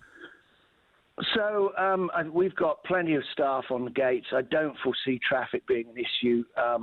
The fall races are not near as big as the spring races, so I think that you might have a 2 or 3 minute wait at the gate. But I would ask that if you do have tickets in your possession, that you have them ready to present to the scanners. That if you have a tailgate space hang tag, that it is hanging off your rearview mirror, and that will facilitate my staff to get you through the gate quickly and on your way, so we don't build lines at the gates. Again, you go and visit the Carolina Cup. Go visit carolinacup.org is where you can get more information. You can purchase tickets. Obviously, as Mr. Edwards said, you can call down and purchase tickets as well. What time do the races get started? I know you said gates open at 9, but what time do races officially start? Yeah, let's run down the schedule quickly, shall we? So gates open at 9 a.m. The Holiday Market and Food Village open at 9:15. The True Vista Kids Zone at 10 a.m. We have a best dress competition at 11:30. Jen, get on your best rags. We want to see you there. And we go on with the opening ceremonies starting at 12:20 post time for the first race, 1 p.m. And then we will run every 35 minutes, 6 races. Building towards the Grade 1 Colonial Cup, the $150,000 Grade 1 Colonial Cup. Biggest race Camden has seen since 2016, so we're really excited about it. Wow, that does sound really good. Now, what is there an official beverage of choice for the Carolina Cup races? Is it just a natural light, or do we have a specialty beverage that people like to consume? Couple of specialties. One made with a Woodford Reserve, which we call the Whip, which is a great fall drink, I think. And then we also have what we call the Run for the Rosemary, which is a Ford's gin-based cocktail, which seems to be popular with the ladies. Okay. All right. Sounds like a really good time. Give us any more information that we should know about coming down. Obviously, it's going to be a great event. As I mentioned, Jen mentioned the weather is going to be fantastic. I know you're really excited. I personally am excited about the corgi races. I want to hear more. But what else should people know? Well, let's talk about the Grade 1 Colonial Cup. Yeah. $150,000 on the line. We're bringing the best horses that North America has to Camden. The top one of which is Snap Decision. Snap Decision is just coming off a win in the Grade 1 Grand National that was held in October, so he's in tip-top form. I think he's the best horse North America has seen since Lonesome Glory, and some of your listeners may remember Lonesome Glory. He won the Colonial Cup 3 times in the 90s. Horse that I competed against, and I joke that I can tell you exactly what his backside looks like, because it seemed that that's all I ever saw of him. He was always a winner. Toby, we appreciate it. We're going to definitely catch up with you maybe next week to get a rundown on how it went, because we enjoyed talking to you. I know Preston enjoys talking to you. Unfortunately, we haven't been able to connect you two the last 2 times you've called in, but we will look for a recap. Super. Great talking to you. Come on out, everybody. Enjoy yourselves. We're going to have a great time. I look forward to it. Take care, Toby. Look forward to it. Toby Edwards, the Carolina Cup. We'll tell you more about it when we come back, and we'll do hour number 3.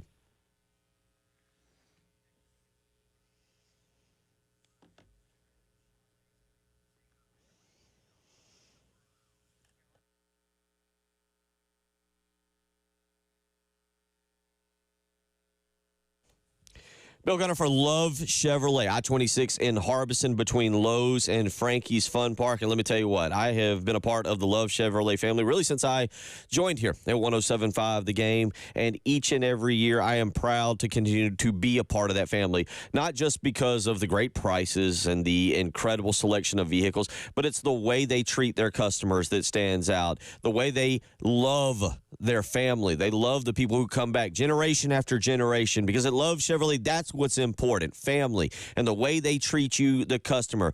They know that you're going to buy more cars in life, and they want you to understand that not only are they going to offer you the absolute best price available, the $1,000 low price guarantee, not only are they offering you 14 acres of brand new Chevys, but they want you to have fun with the car buying experience. They want you to enjoy it. It's an exciting moment, and they want you to come back time after time after time. And that's why I've enjoyed being part of the Love Chevrolet family. So get out to I-26 in Harbison between Lowe's and Frankie's Fun Park, and together, let's drive.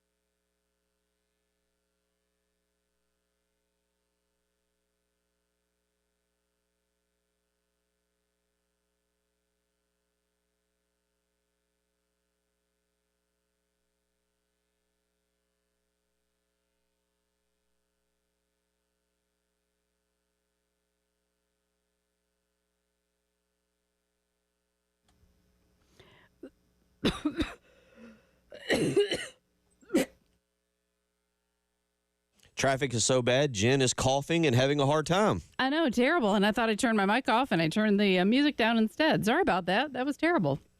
Tried to drink water, and that didn't work. Cromer Road at Oak Drive. That's what I should be talking about. Also, I-77 southbound at Forest Drive. Old Lexington Highway near Old Bush River Road. And Piney Grove Road at I-26. My gracious. Rain. See, I'm all upset about that. Showers coming in. Going to see that throughout the day today. Our overnight low 44, today's high 58. Rain clearing out, 67 will be the high on Friday, breezy at times, and beautiful on Saturday, 69 with sunshine.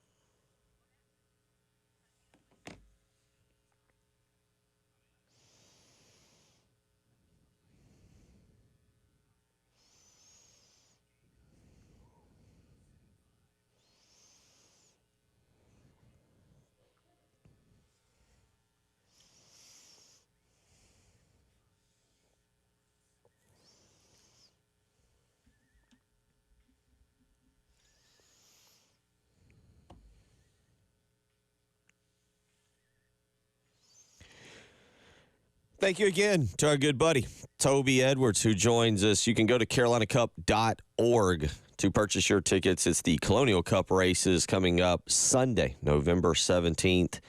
We got a text message in. And it says, where is the 107.5 The Game spot? It's a good question. We should find that out. Like to go and do a little tailgate.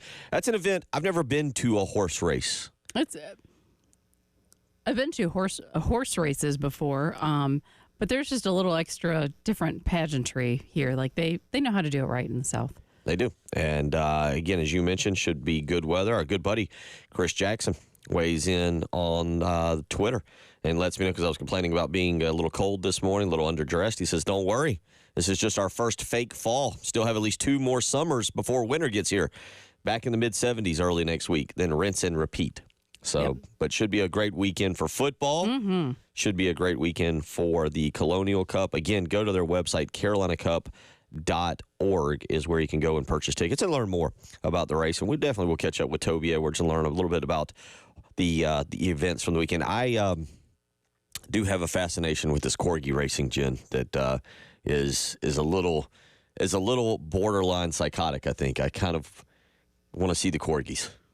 Yeah, and I would think that they need to have the grass cut because, again, they're kind of low to the ground. So I would think that could impact them as far as their like wind resistance or speed or something. But I worry about them because they are so low to the ground. They have the short little legs. Like, can they strain their, like, instead of pulling a hammy, do you pull a abdomen? Like, I don't know. I don't want to offend Toby by talking strictly about the corgis, but I got to admit, the corgis are far more entertaining to me than the horses a little bit. I think something entertaining about that for sure. I feel like corgi races is something I flip on at about 3 a.m. after I've lost about 7 different parlays, and I'm like, I'm going to bet on corgis tonight. There's a type of wrestling that I think also goes with that I think you could have some fun with too. Ooh, corgi wrestling? No. Okay. Maybe people of limited stature in height. Maybe that kind of wrestling would go with corgi racing. Well, there you go. You see where Jen's gambling allegiances lie and mine are. I bet on corgis. She bets on smaller people wrestling. Exactly. No, I think the corgi racing could be interesting because that's not at all who I would have thought. You think, I don't know, terriers or greyhounds. I've watched greyhounds race before. That's a lot of fun, too. They chase the rabbit around the track. Well, they fake rabbit around the track. We are a humane show. It's a fake rabbit. 803-404-6100 if you want to weigh in this morning. Again, we've talked a lot of football, listened to a little bit of Dow Loggins, listened to a little bit of Clayton White this morning. Gamecocks get ready for Missouri. Again, reminder, Shane Beamer talking tonight. Carolina Calls with Shane Beamer and Todd Ellis. 6 o'clock right here, 107.5 The Game in Columbia, 100.3 The Game in Myrtle Beach. And then immediately following that, we will have South Carolina, Dawn Staley's team taking on Coppin State tonight over at Colonial Life Arena. I have looked for a point spread Speaking of betting on corgis, I have looked for a point spread. I did not see one. It appears Vegas has not released one on that. So for those of you looking to make a few dollars wagering on South Carolina and Coppin State, find me a line and let me know what you got there. 803-404-6100. Coming up next, speaking of, we will have Brian Edwards of VegasInsider.com to give his picks for the weekend. So you look around at what we've got. I've mentioned what is essentially, I believe, 3 playoff elimination games taking place. 3. Now, you can go through, you can say Colorado, Utah, Colorado. If Utah were to go into Colorado and win, Colorado probably out of the playoff race. And you can do that with a couple. Mercer going to Alabama. You get the point. There's 3 games that actually feature what I would deem to be 2 playoff teams involved. Maybe less. Pittsburgh, I was going to say Pittsburgh, but Pittsburgh's not ranked in the college football playoff. I was going to say Clemson at Pittsburgh. Pittsburgh is probably officially eliminated, but that will be a noon game up in Pittsburgh. Obviously, if Clemson loses, they would be eliminated, maybe similar to Colorado if Utah was to beat them.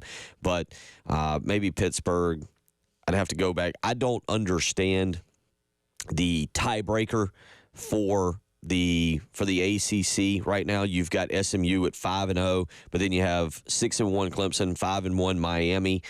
Louisville is at 4-2. Pittsburgh's at 4-2. So conceivably, if Miami were to lose another one, if Clemson were to lose another one, Pittsburgh was to win out, and you had 3 teams with 2 losses. How does that all shake out? I don't know. Maybe you just make it as simple as the highest ranked college football playoff team. I've not taken my time, and maybe I should have. Apologized to study the college football playoff rankings, but Pittsburgh with 2 losses in conference there. But that's your first one at noon. Obviously, I'm mentioning South Carolina and Missouri. Both again long shots. But whoever loses Missouri and South Carolina, you can officially close the door on making the college football playoff. And as we had Brad Crawford on earlier, his point was South Carolina, really, if they want to have a chance for the playoff, if they really want to be in consideration, they need to win against Missouri handily. 3-4 touchdowns. You need to really impress the committee. You need to have one of those games where ESPN and CBS and everybody is consistently showing your highlights and saying, boy, that South Carolina team, look at what they just did to A&M. Look at what they just did to Vanderbilt. And look today at what they just did to Missouri. And you win, say, 38-10 or something like that. That's what Brad Crawford was saying. And then he says, for South Carolina to have a chance at the playoff, you need to do it again up at Memorial Stadium against Clemson. You need to go up there and you need to beat them soundly, and really you could make the case that Clemson needs to do that. But Missouri, South Carolina, essentially an elimination game as well. And then Saturday night, Tennessee at Georgia. Georgia hanging on for dear life to their college football playoff hopes, or they're running the risk of being relegated down to the Citrus Bowl, maybe even worse, maybe send them to the ReliaQuist Bowl. But Tennessee and Georgia, Tennessee with the 1 loss on the season, still waiting the availability of Nico, the quarterback. I had been practicing his name and froze up right now. Can't get that one out. So we'll just say Nico, the Tennessee quarterback, who is still in concussion protocol as of yesterday. Maybe we'll learn more from Josh Heupel in Tennessee today. But that one essentially an elimination game. I think Tennessee could not sustain another loss and get into the college football playoff with the way the SEC is starting to shake out.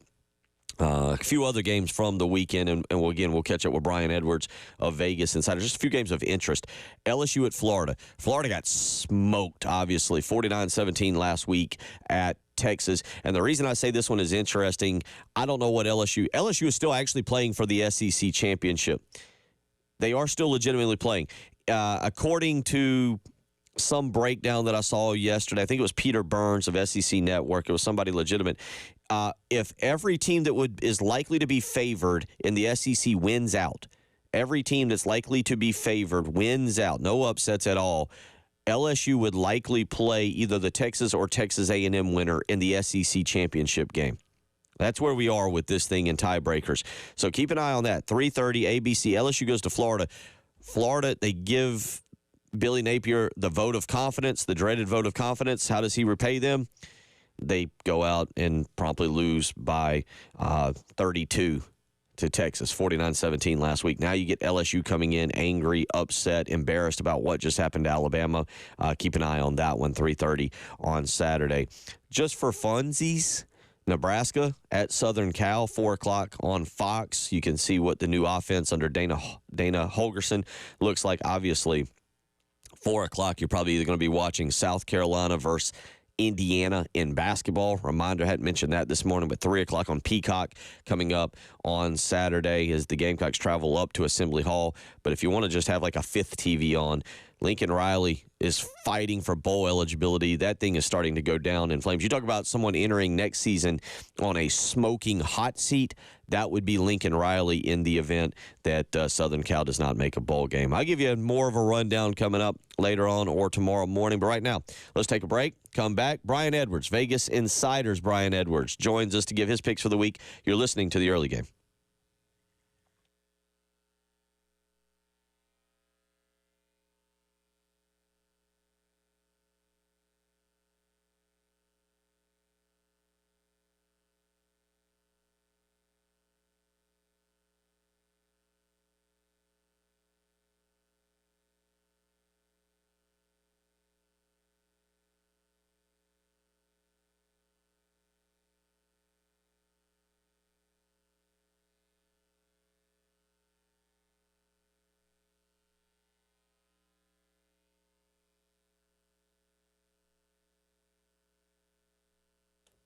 Bill Gunner for Zerorez Carpet and Air Duct Cleaning. I'll say it again. You heard me mention it earlier.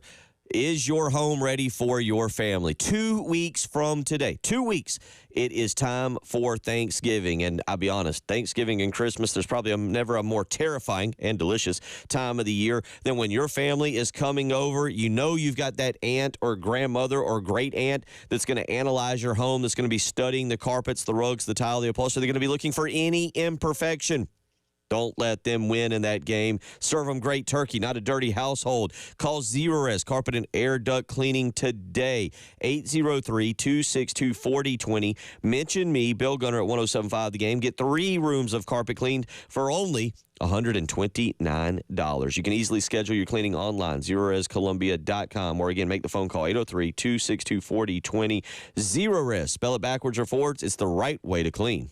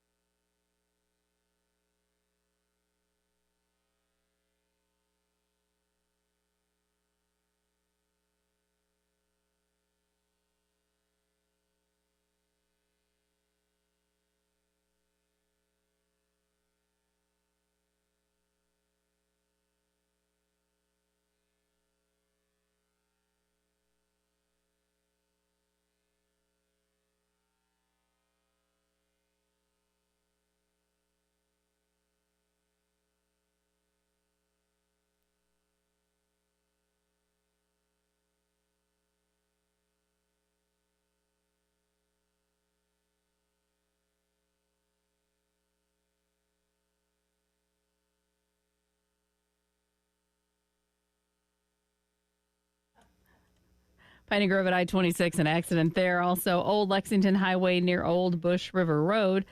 I-77 southbound at Forest Drive, an accident. I-20 eastbound after Highway 1. And Cromer Road at Oak Drive, we do have a report of an accident there. So be careful. Several incidences to let you know about. We have some light rain out there in the Midlands, expecting that to pick up throughout the day. And our high of 58, so just that chilly rain nonsense. But that'll be clearing out tonight. And tomorrow, mostly sunny, breezy, 67, 69 on Saturday with lots of sunshine. But again, a reminder that we are going to be in the low 40s in the overnights and into the mornings for the next couple mornings. So you're going to want to bundle up.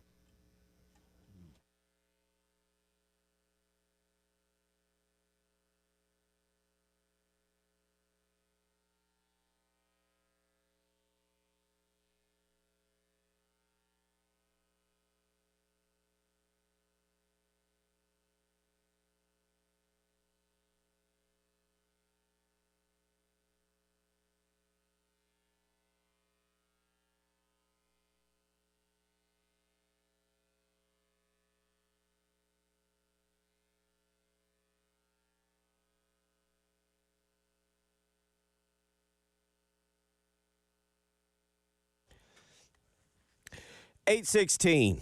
So we get you up and get you going here on your Thursday morning. Football Thursday. Tomorrow will be Football Friday, but as we discussed yesterday, Hump Day, I feel like we have gotten over, and it is the start of the weekend, and we are ready to make some picks. Joined now by our good buddy, Brian Edwards, Vegas B. Edwards, to make a few picks. Last week wasn't our best week, Brian. I know I struggled. We had Vanderbilt gets blown out. The Lions line ended up at 4, I think. When we spoke to you on Thursday, it was at 3. It ended up at 4, and, of course, they won by 3. Indiana ended up at, I think, 8 or whatever. They were up big and didn't hold on. So we know you're ready to bounce back this week. Yeah, it was a rough week. I had one of my best weeks ever 2 weeks ago. Yeah, you did. And was able to duplicate that success. It was a bad week. The Commanders' heartbreaker against the Steelers was a killer. And, Indiana had the 14-point lead at half, but it did not hold up. Well, let's get into it. Let's see what we got for this week. As you say, if you fall off the horse, get up, get right back on. Let's start with college, and let's start locally with South Carolina and Missouri. And your thoughts here on this game. Number one, what did you set the spread at, and were you surprised by minus 13.5 that came out? No, I wrote down if Cook plays, if Cook is out. Let me get them off page here. Sorry. All right, here it is. Yeah, down 14 if Cook is out, and I wrote down 8 if Cook plays. So I think it's the correct line. Cook's doubtful. And one of his key receivers, Mookie Cooper, but I don't think he's going to play. I'm not against playing South Carolina minus 13.5, but I'd rather attack it with a first half play minus 6.5 or 7. South Carolina's playing really good ball right now. Sellers is improving, and look, when he doesn't turn it over, man, he's really, really good. Obviously, an elite athlete with great size, and Rocket Sanders looks like the 2022 version, who was maybe the best running back in the country at Arkansas in 2022. He's got that burst back, and he looks fantastic. South Carolina's a tough out, and, man, I know you guys are wishing you had either the Alabama or the LSU game back. Obviously, Sellers got hurt that game. If you had one of those, y'all would be in CFP contention, and you should have had, or woulda, coulda, shoulda, maybe had both. Definitely should have had LSU if Sellers doesn't get hurt. Yeah, it's been obviously a big point of discussion around here for that. So, all right, so you like you're going to, if you play it, first half, 6.5, minus 7, right in that mark. That's what you like, not necessarily the whole game, but you're going with the first half line on that of the Gamecocks. Let's go to your top plays. Give us your top plays, NFL or college, your top plays of the weekend.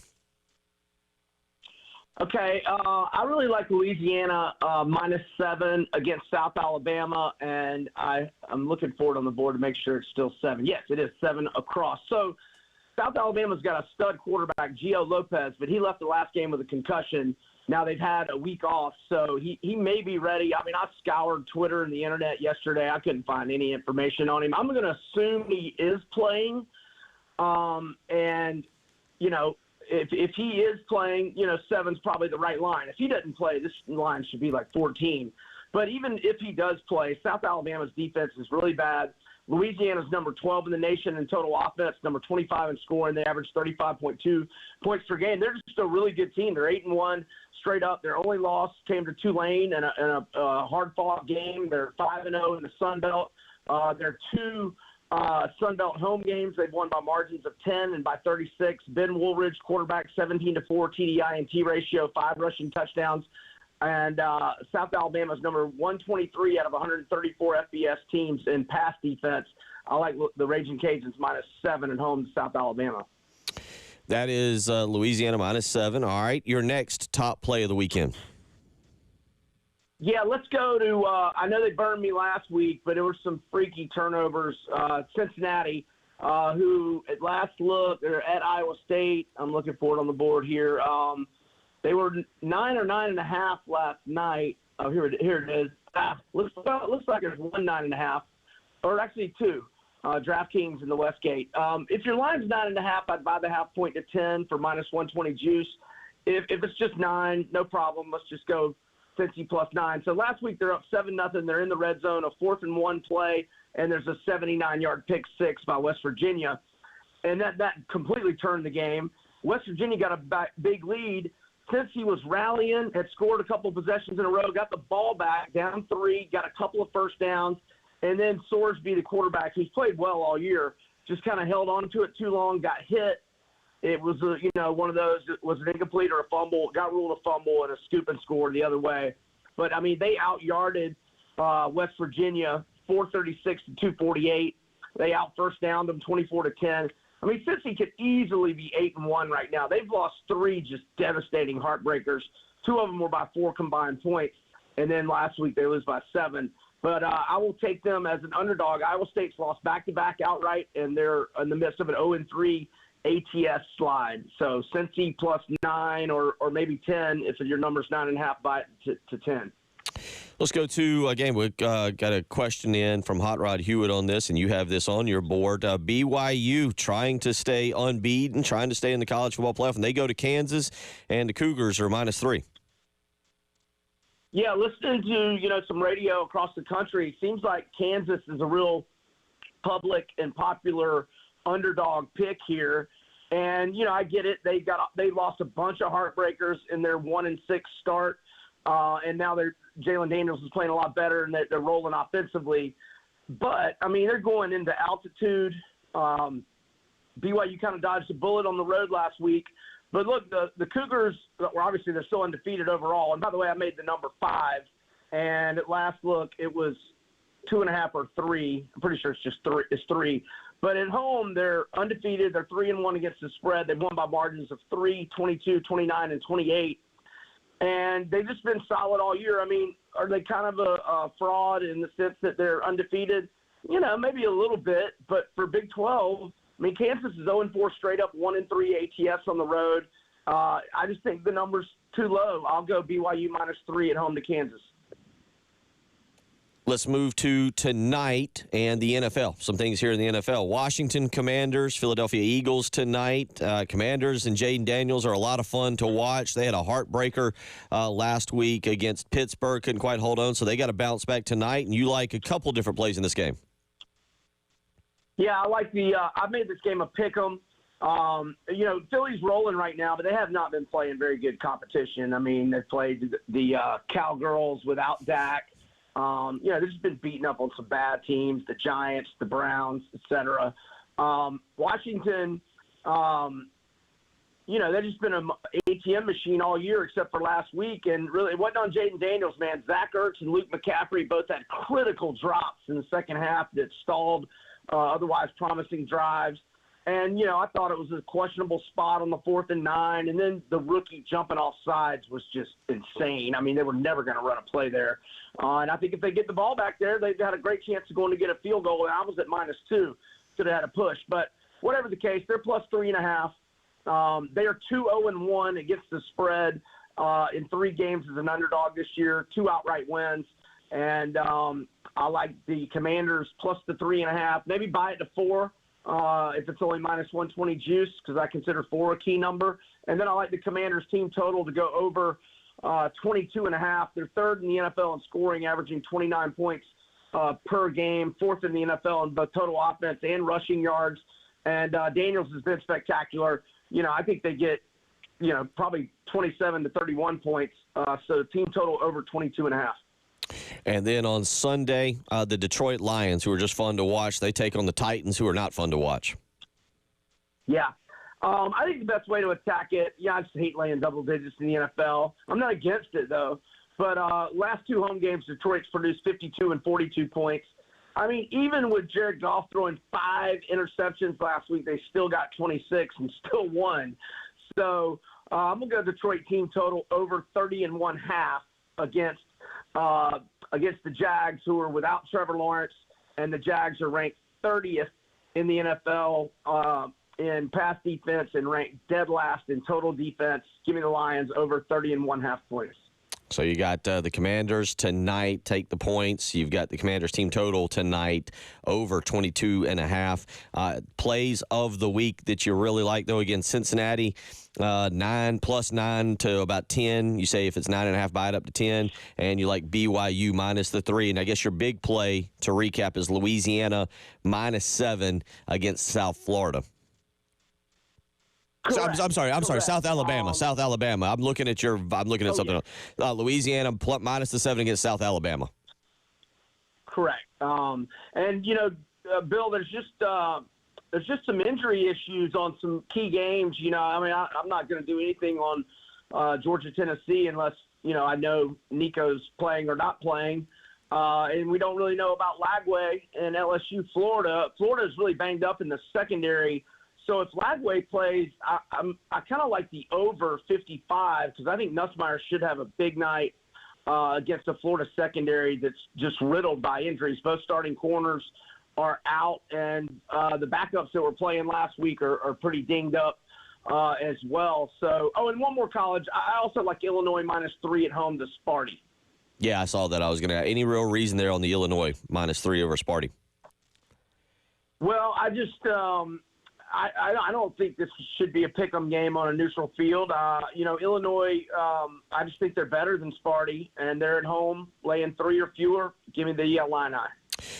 Brian, we always appreciate it. Make sure you follow him on Twitter. Vegas B. Edwards is where you can do that. And, of course, make sure you check him out on VegasInsider.com, MajorWager.com as well. Brian, we appreciate you taking time out this morning, and we'll look forward to catching up with you next week. Thanks, brother. Have a good weekend. You too. Take care. Brian Edwards, VegasInsider.com. Again, Illinois -3 at home against Michigan State. Louisiana, not Louisiana State, but Louisiana -7 against South Alabama. I accidentally missaid that, but Louisiana -7 against South Alabama. Cincinnati +10 or 9.5 at Iowa State. He does like BYU -3 against Kansas, and his kind of Carolina pick that if he had to take one would be South Carolina in the first half -6.5 or 7 against Missouri. We'll come back. We'll wrap up our Corley Pool Solutions Checkered Flag Challenge. That's right. The season has come to an end, and we will recap it all with Josh Harris and Jen Jensen. It is the early game.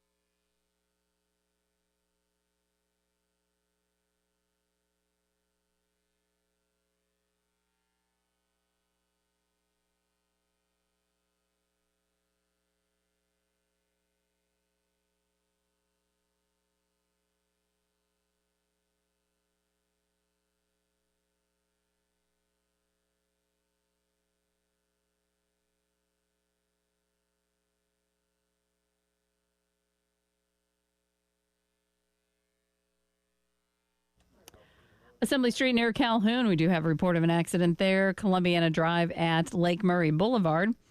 Also, you can find an accident, Cromer Road at Oak Drive, I-20 eastbound at Highway 1, I-26 eastbound there at Piney Grove Road.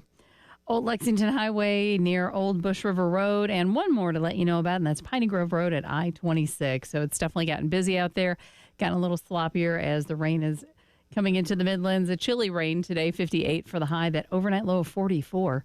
Tomorrow's high 67 under mostly sunny conditions, but again, overnight low about 43. So going to need to bundle up tomorrow morning as you head out. And game day, though, 69 on Saturday with lots of sunshine.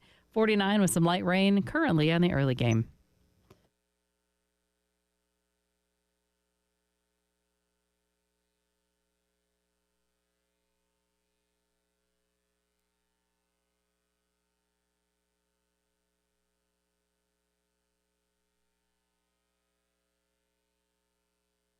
The 2024 season finale at the Phoenix Raceway, a championship awaits. Will it be Blaney, Logano, Reddick, Byron? Joey Logano will win stage number 1. Bold move for Ryan Blaney, 3 wide in the middle. He's going to make it work. He'll emerge off turn number 4 to the green and white checkered flag. Stage number 2, a thrilling finish to the stage, and Ryan Blaney wins the stage. Dane Smith is in the wall. The car breaks loose. He backs hard into the outside wall. Major contact. William Byron stayed on the racetrack. New race leader. Side by side. Make it 3 wide. Here comes Joey Logano. He's got the inside seat. Bell's in the middle. Joey Logano's all the way onto the apron. He'll claim the lead before they get to turn number 1. Final time off of turn number 4 for Joey Logano. But Blaney with one more shot. It won't be enough. Joey Logano takes the checkered flag. Joey Logano takes the championship for the 3rd time in his career. That was fun. What a recap. It was a great race, lots of intrigue, especially in the very end. You had 2 Penske drivers going for it. It was a great day. What a way to end the season. Josh, I couldn't have said it better. Your thoughts on last week? Well, I think Phoenix showed again, why it's a great host for the championship race. Fans turn out there every year, selling out well in advance. Campgrounds are full. The races we saw across all 3 series I thought were very compelling and a great way to end the season. You had Team Penske certainly showed up there with some speed on the short run with Joey and long run with Ryan, and ultimately, while Ryan kind of I would say he managed through the middle part of that race and showed a lot of the speed. Came down to a little bit more of a short run. Joey got a great restart and was able to hold him off. So I thought it was a good race all the way around. And, it's hard to argue that Joey's not a deserving champion. He's 3-time champion now, one of only 10 drivers over the course of NASCAR history to have 3 or more championships. He did it winning 4 regular season races plus the All-Star race. So I think, maybe he didn't have as consistent of finishes throughout the whole season as some of the other drivers, but I think he certainly earned this one with his performance in the playoffs. I was going to ask, I'll start with you, and then we'll go to Jen. You just mentioned it. Joey Logano joins Tony Stewart, Darrell Waltrip, Cale Yarborough, David Pearson, and Lee Petty. 5 other drivers who have 3 championships. I feel like this puts you in a different category, and I don't just mean 2 to 3, but it raises who you are as a NASCAR driver to go from 2 to 3, and then obviously there's only one driver who's got 4, and that's Jeff Gordon. What does this do for the legacy of Joey Logano to now have 3 and join some of those names I just mentioned? I will. I'll go first. I think it cements his legacy as one of our era's most impressive drivers, most dominant drivers. I think when you look back on careers, the 2 things that stand out first and foremost are race wins and championships. And Joey now is obviously everyone you mentioned there on that list is a Hall of Famer. So I think he's well on his way to being a Hall of Famer. I think of his 35 wins. I think I heard this on Denny Hamlin's podcast this week. out of his 35 career wins, 15 of them have come during our playoffs in this era. So they certainly know how to turn it on when it matters. And, I think Joey was one of those guys that came out one of the earliest drivers to make it into the Cup Series when he started with Joe Gibbs Racing. And he was given a nickname that he's the best thing since sliced bread. And it may have taken him a few more years to maybe catch up to that potential. And it really happened once he joined Team Penske. But he's been a phenomenal racer, a champion multiple times now, and I think that just puts him in an elite class moving forward. Yeah, I totally agree. I mean, you're right. He was like the youngest driver at the time to win a Cup Series race, and he came on really strong. It seems like he's kind of had seasons that, definitely has his ups and downs, which some, obviously they do have that, but it seems like he is one that he can just dial it up at the right time and put it all together. So I think he does cement himself in some history. Again, he's joining the ranks of some pretty impressive drivers, and he's not that old, so it's not like this is the last possible championship he has potential to win. That's a great point, and we will get ready for next season. But now let's move to next season a little bit. And obviously, a lot of the discussion, it feels like, over the last few weeks has been the playoff format. And Josh, I'll ask your opinion, not what you think, your opinion of what the playoff format, how it looks, how it changes, what you would like to see starting in 2025. Yeah, I'll be honest. I think for 2025, I don't know that there's enough time in this off season to make, big changes to the format that need to be further thought out. So what I would like to see at some point in the future, I do think there's probably some validity to looking at what would a longer championship round look like. I love the format we have. I love the fact that it's kind of, you get to that point and it's the best four drivers battling it out. But I also hear and understand the side that feels like there needs to be a little bit more of an opportunity to show your dominance over a couple of races, since that's how all the other rounds are. So I think what I want to see happen, I want to see a format that rewards our best drivers, drivers that are winning, and takes a little bit of the chance out of it. I think there's always going to be a little bit of chance in racing, just the way our playoffs are set up with all the other drivers that are not in the playoffs competing on the same track. So it's always going to be a little different, but I think just a format that at the end of the day, everyone looks back and says that's our champion, and they've earned it. Yeah, because you look at Kyle Larson had, I think, the most wins this season, the most poles. He and Christopher Bell were tied for like the most top fives or top tens. So to not see either of them in that championship four just seems like you're a little slighted, or that it's something needs to change, because those who were consistent. I mean, Chase Elliott had the most consistent finish, average, or the highest consistent finish average, like at 11th. And you didn't see him at the end either. So I think there is some room to make some adjustments as to how that championship series plays out. I'm not the one to answer the questions, but I would just like to see those who have just really performed all year, somehow they should be at the end and racing for that trophy. Speaking of trophies, from what I understand, Reggie Anderson he collected our trophy, Josh. He came and personally got it and took it to the trophy center trophy and award center to get it. What am I supposed engraved? to say? Engraved. Yeah, Thank you. That'd be the word. Yeah, engraved. He had to put last year's and this year's winner, which ironically was Reggie for both years. 3 straight years for Reggie Anderson, Josh Harris. We will enter next year needing to knock him off. The final standings: Reggie with 126, Preston with 121, Jen with 116, Jen with third place finish. Josh, you finished at 113. I finished 108. A second time in my career, I finished dead last in this. How do we feel about your first full year, Josh? How do you look at your performance this year?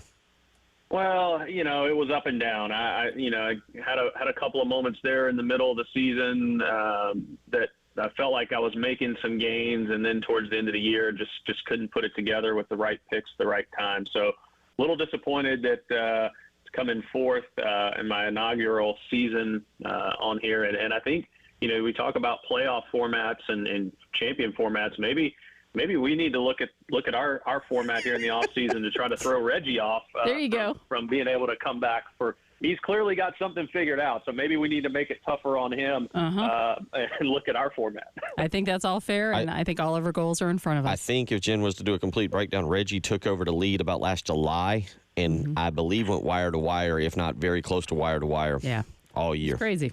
Absolutely crazy.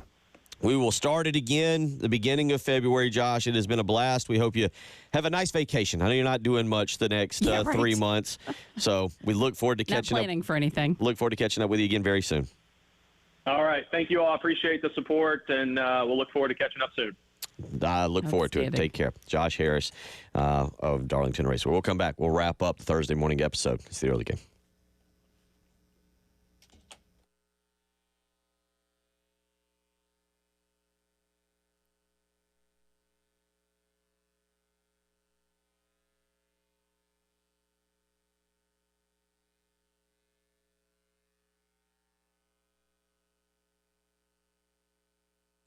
Bill Gunner from Mid-State Roofing, where for nearly 30 years they have been the leader in the roofing and waterproofing industry. And again, the reason that they are the leader, that they have that history, is because they think about your roof 24 hours a day, 7 days a week. And they know that you've got other things in life going on. Maybe you got to get the kids to soccer practice or to volleyball or to cheerleading. You don't always think about your roof. But 24 hours a day, 7 days a week, Mid-State Roofing is thinking about your roof. And when you discover a leak, when you discover an issue, whether it's your roof or your business, they know that you need to get it fixed promptly. That's why they're open 24 hours a day, 7 days a week. You'll speak with an on-call technician or a Mid-State Roofing employee. So give them a phone call when you need them, 803-356-1919. Remember that number, 803-356-1919. Let them help you with a maintenance contract. Call Mid-State Roofing today. Tell them Bill Gunner sent you.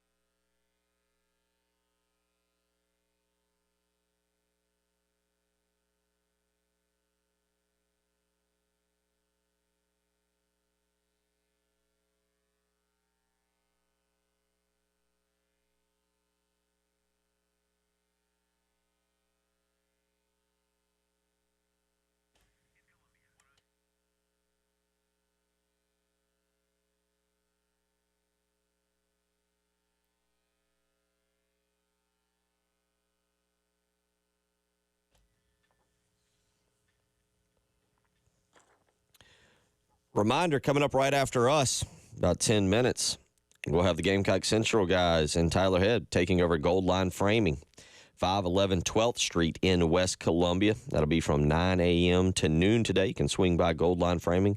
Again, 511 12th Street in West Columbia. And then tonight, 6 p.m., Carolina Calls with Shane Beamer and Todd Ellis. You can hear it right here, 107.5 The Game in Columbia, 100.3 The Game in Myrtle Beach. And immediately following that, we have more stuff for you. 7 o'clock tonight, it'll be South Carolina and Coppin State, the 2-0 number one ranked Lady Gamecocks taking on Coppin State. 7 p.m. tip-off tonight over at Colonial Life Arena. We'll have it for you right here on 107.5 The Game. So stay locked in all day long as we'll have plenty. Again, reminder, right after us, Gold Line Framing, Gamecock Central, Tyler Head, they'll all be out there, 511 12th Street over in West Columbia. Got a text in on my personal phone. Jen. Do you have a public phone? Well, public is essentially our text line here, 803-404-6100. Okay. This is the personal phone. This comes from our reigning Corley Pool Solutions Checkered Flag Challenge champion. 3-time champion. Have to give him his credit. Absolutely, just like Joey Logano. Watched a church service last night on humility, trying to do my best. This is not humility. Reggie Anderson texted in, I retired Kerry Tharp. I'll retire Josh Harris. Oh, wow. I tried to tell y'all about Reggie. I tried to warn everyone. That's bold. I love it. I tried to tell him he's not a good guy. He is a good He's guy. an arrogant winner. Oh, my gosh. Then you really have met your match.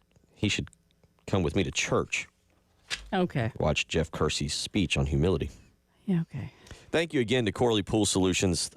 We've loved them being a part of our Checkered Flag Challenge, providing the trophy for us. Beautiful trophy. We need to get Reggie to take a picture of it and tweet it out. I think he's only got about 22 followers, so we would retweet it for him. But thank you to Corley Pool Solutions for, again, being our official sponsor this year of the Checkered Flag Challenge. Tracy Corley and his team over there, again, they believe in providing the absolute highest quality swimming pool service at the most affordable price to you and your family. I know that it's November and you think I don't need my pool cleaned right now, but you do. The leaves are getting into it. You want to have it ready for the spring. Call them today. Line up an appointment, 803-445-8109. Again, thank you to Corley Pool Solutions for being the official sponsor of the Checkered Flag Challenge. We appreciate them partnering with us each and every year. We appreciate them providing the trophy that I enjoyed having at my house. That Reggie, do we allow That Reggie you did not earn? Yeah, I think he can hold on to it for a little bit. Well. Okay, you won a couple years ago before we had the trophy. I didn't get to keep it officially, so Reggie gets to keep it. When do we need to set a rule? When does he have to bring it back? The start of the year? I should say the start of does he get to keep it all through on his mantle? I guess we need to figure that out. Maybe we need a secondary, like the Borg Warner Trophy for Indianapolis, where, there's the one at the track, but then they actually get a replica. Okay. So I don't know. Maybe that's something we need to come up with for all the winners. Just a thought. A thought. Yeah, we need to set some parameters on this trophy holding here.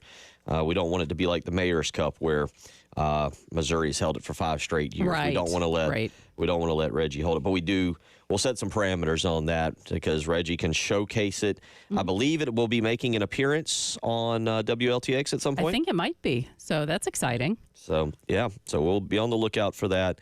Again, thank you to Corley Pool Solutions for again, being our sponsor. We love them partnering with us and everything they've done for us the last few years here with the Checkered Flag Challenge. And brand new year next year, Jen. Brand new year. We'll get ready for. It's going to be fun. I'm excited. In all seriousness, when I arrived to this program 8 years ago, I didn't know a lick about NASCAR. And I'm not sure that I know, based on my previous results here in this challenge, I'm not sure that I could say I've finished dead last 2 of the last 3 years. Mm-hmm. I'm not sure I've learned much, but it's been a blast doing this. It's fun. It's fun. It really is. And the unknowns are what make it fun. Each and every Thursday. And it's been great having Josh on throughout the year. We'll be back tomorrow. Preston Thorne will be in. If you want to make fun of Eli Drinkowitz, tomorrow is that we're going to really get into that. There's going to be a lot of fun. If you don't like us being mean and making fun of someone, I don't know if tomorrow's show will be for you. We're going to make fun of Missouri. We're going to make fun of Eli Drinkowitz, talk some high school football. We'll have a blast tomorrow. We hope y'all have a great rest of the day. Sounds good.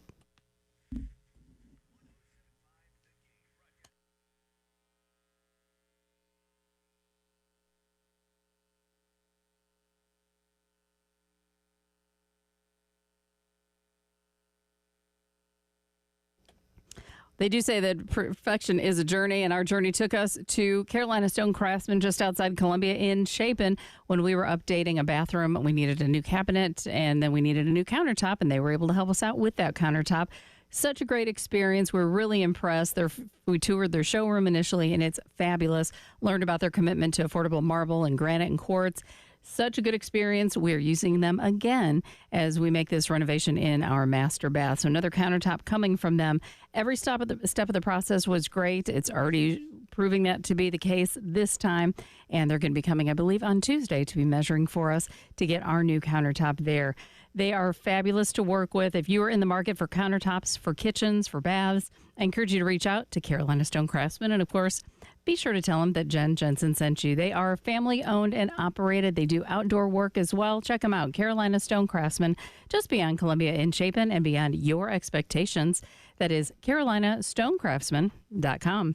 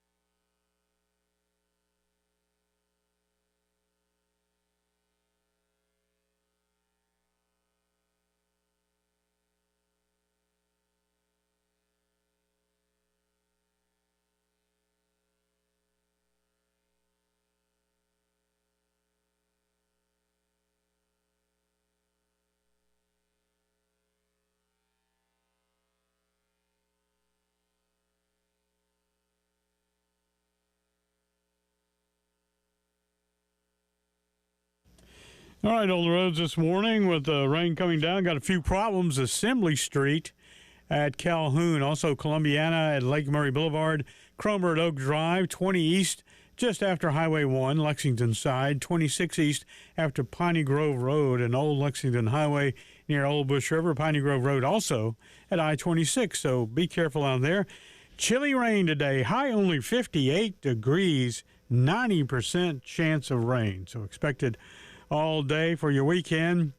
Breezy at times, but sunshine. 67 on Friday, 69 Saturday, and Sunday, 71.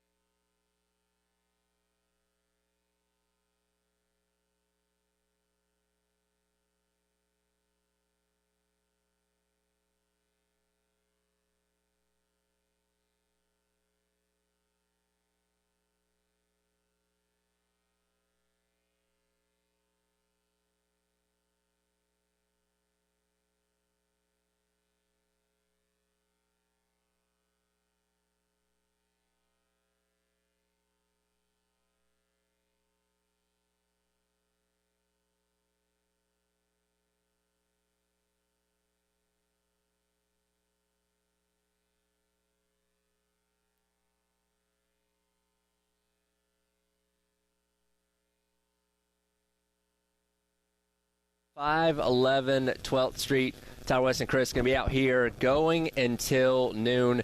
Come on and see us. I've been told when Josh actually decides to come inside, we might have some tickets to give away as well. Of course, he has to actually come inside for that to happen. But at some point, supposedly he's in a meeting. At least he's in the vicinity, because normally he doesn't show up here. Allegedly. Man, and I'll tell you what, winning tickets to this game, the people are saying, are hard to come by. I mean, it's a sold-out game. Sold-out game. But, like, I've gotten several texts from people like, hey, man, you know anybody selling? It's kind of hard out on the streets right now to find tickets. So the vibes around this program are good, and should be a fun game come Saturday night, where we feel pretty good about South Carolina's chances against this Missouri team. We'll dive into the specifics of that game as the morning goes along. But first, it is 9 a.m. That means got to hit our Sandstorm Pick-Me-Up. Time to get hyped. Here's your 9 a.m. Sandstorm. Sponsored by George Sink Injury Lawyers. Just call all nines.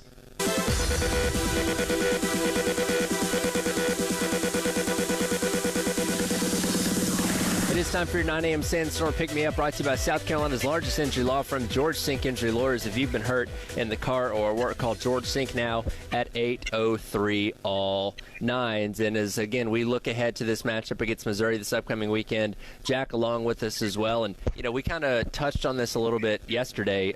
Jack started up the show that, Missouri was a team that we looked at from a year ago, 11-win season, won the Cotton Bowl, one of the best seasons in program history, certainly the best season under Eli Drinkwitz. And if you would have said they were a 2-loss team coming into this matchup against South Carolina, I don't think anybody would have been surprised by that. But the way they lost those two games against A&M and Alabama really shows you that when they play a high-level competition, they've not been able to kind of stand on the same accord as those teams. No, definitely not. And here's the thing with those losses they've had. Those are both common opponents that South Carolina's played against as well, and they've played really well against both teams. Now, I know South Carolina did lose to Alabama, but that was a game where the Gamecocks were leading into the fourth quarter. And look, a few things just didn't go their way with turnovers and stuff like that, but they probably should have won that game. I mean, you could argue they should have, and then they beat Texas A&M pretty good. So common opponents from that standpoint. Then outside of that, you look at the rest of Missouri's schedule, they haven't really beaten anyone like substantially good. Like Boston College was good at the time when they beat them. Vanderbilt is pretty good this year, but that's probably their best win. But outside of that, Auburn, Oklahoma, Murray State, Buffalo.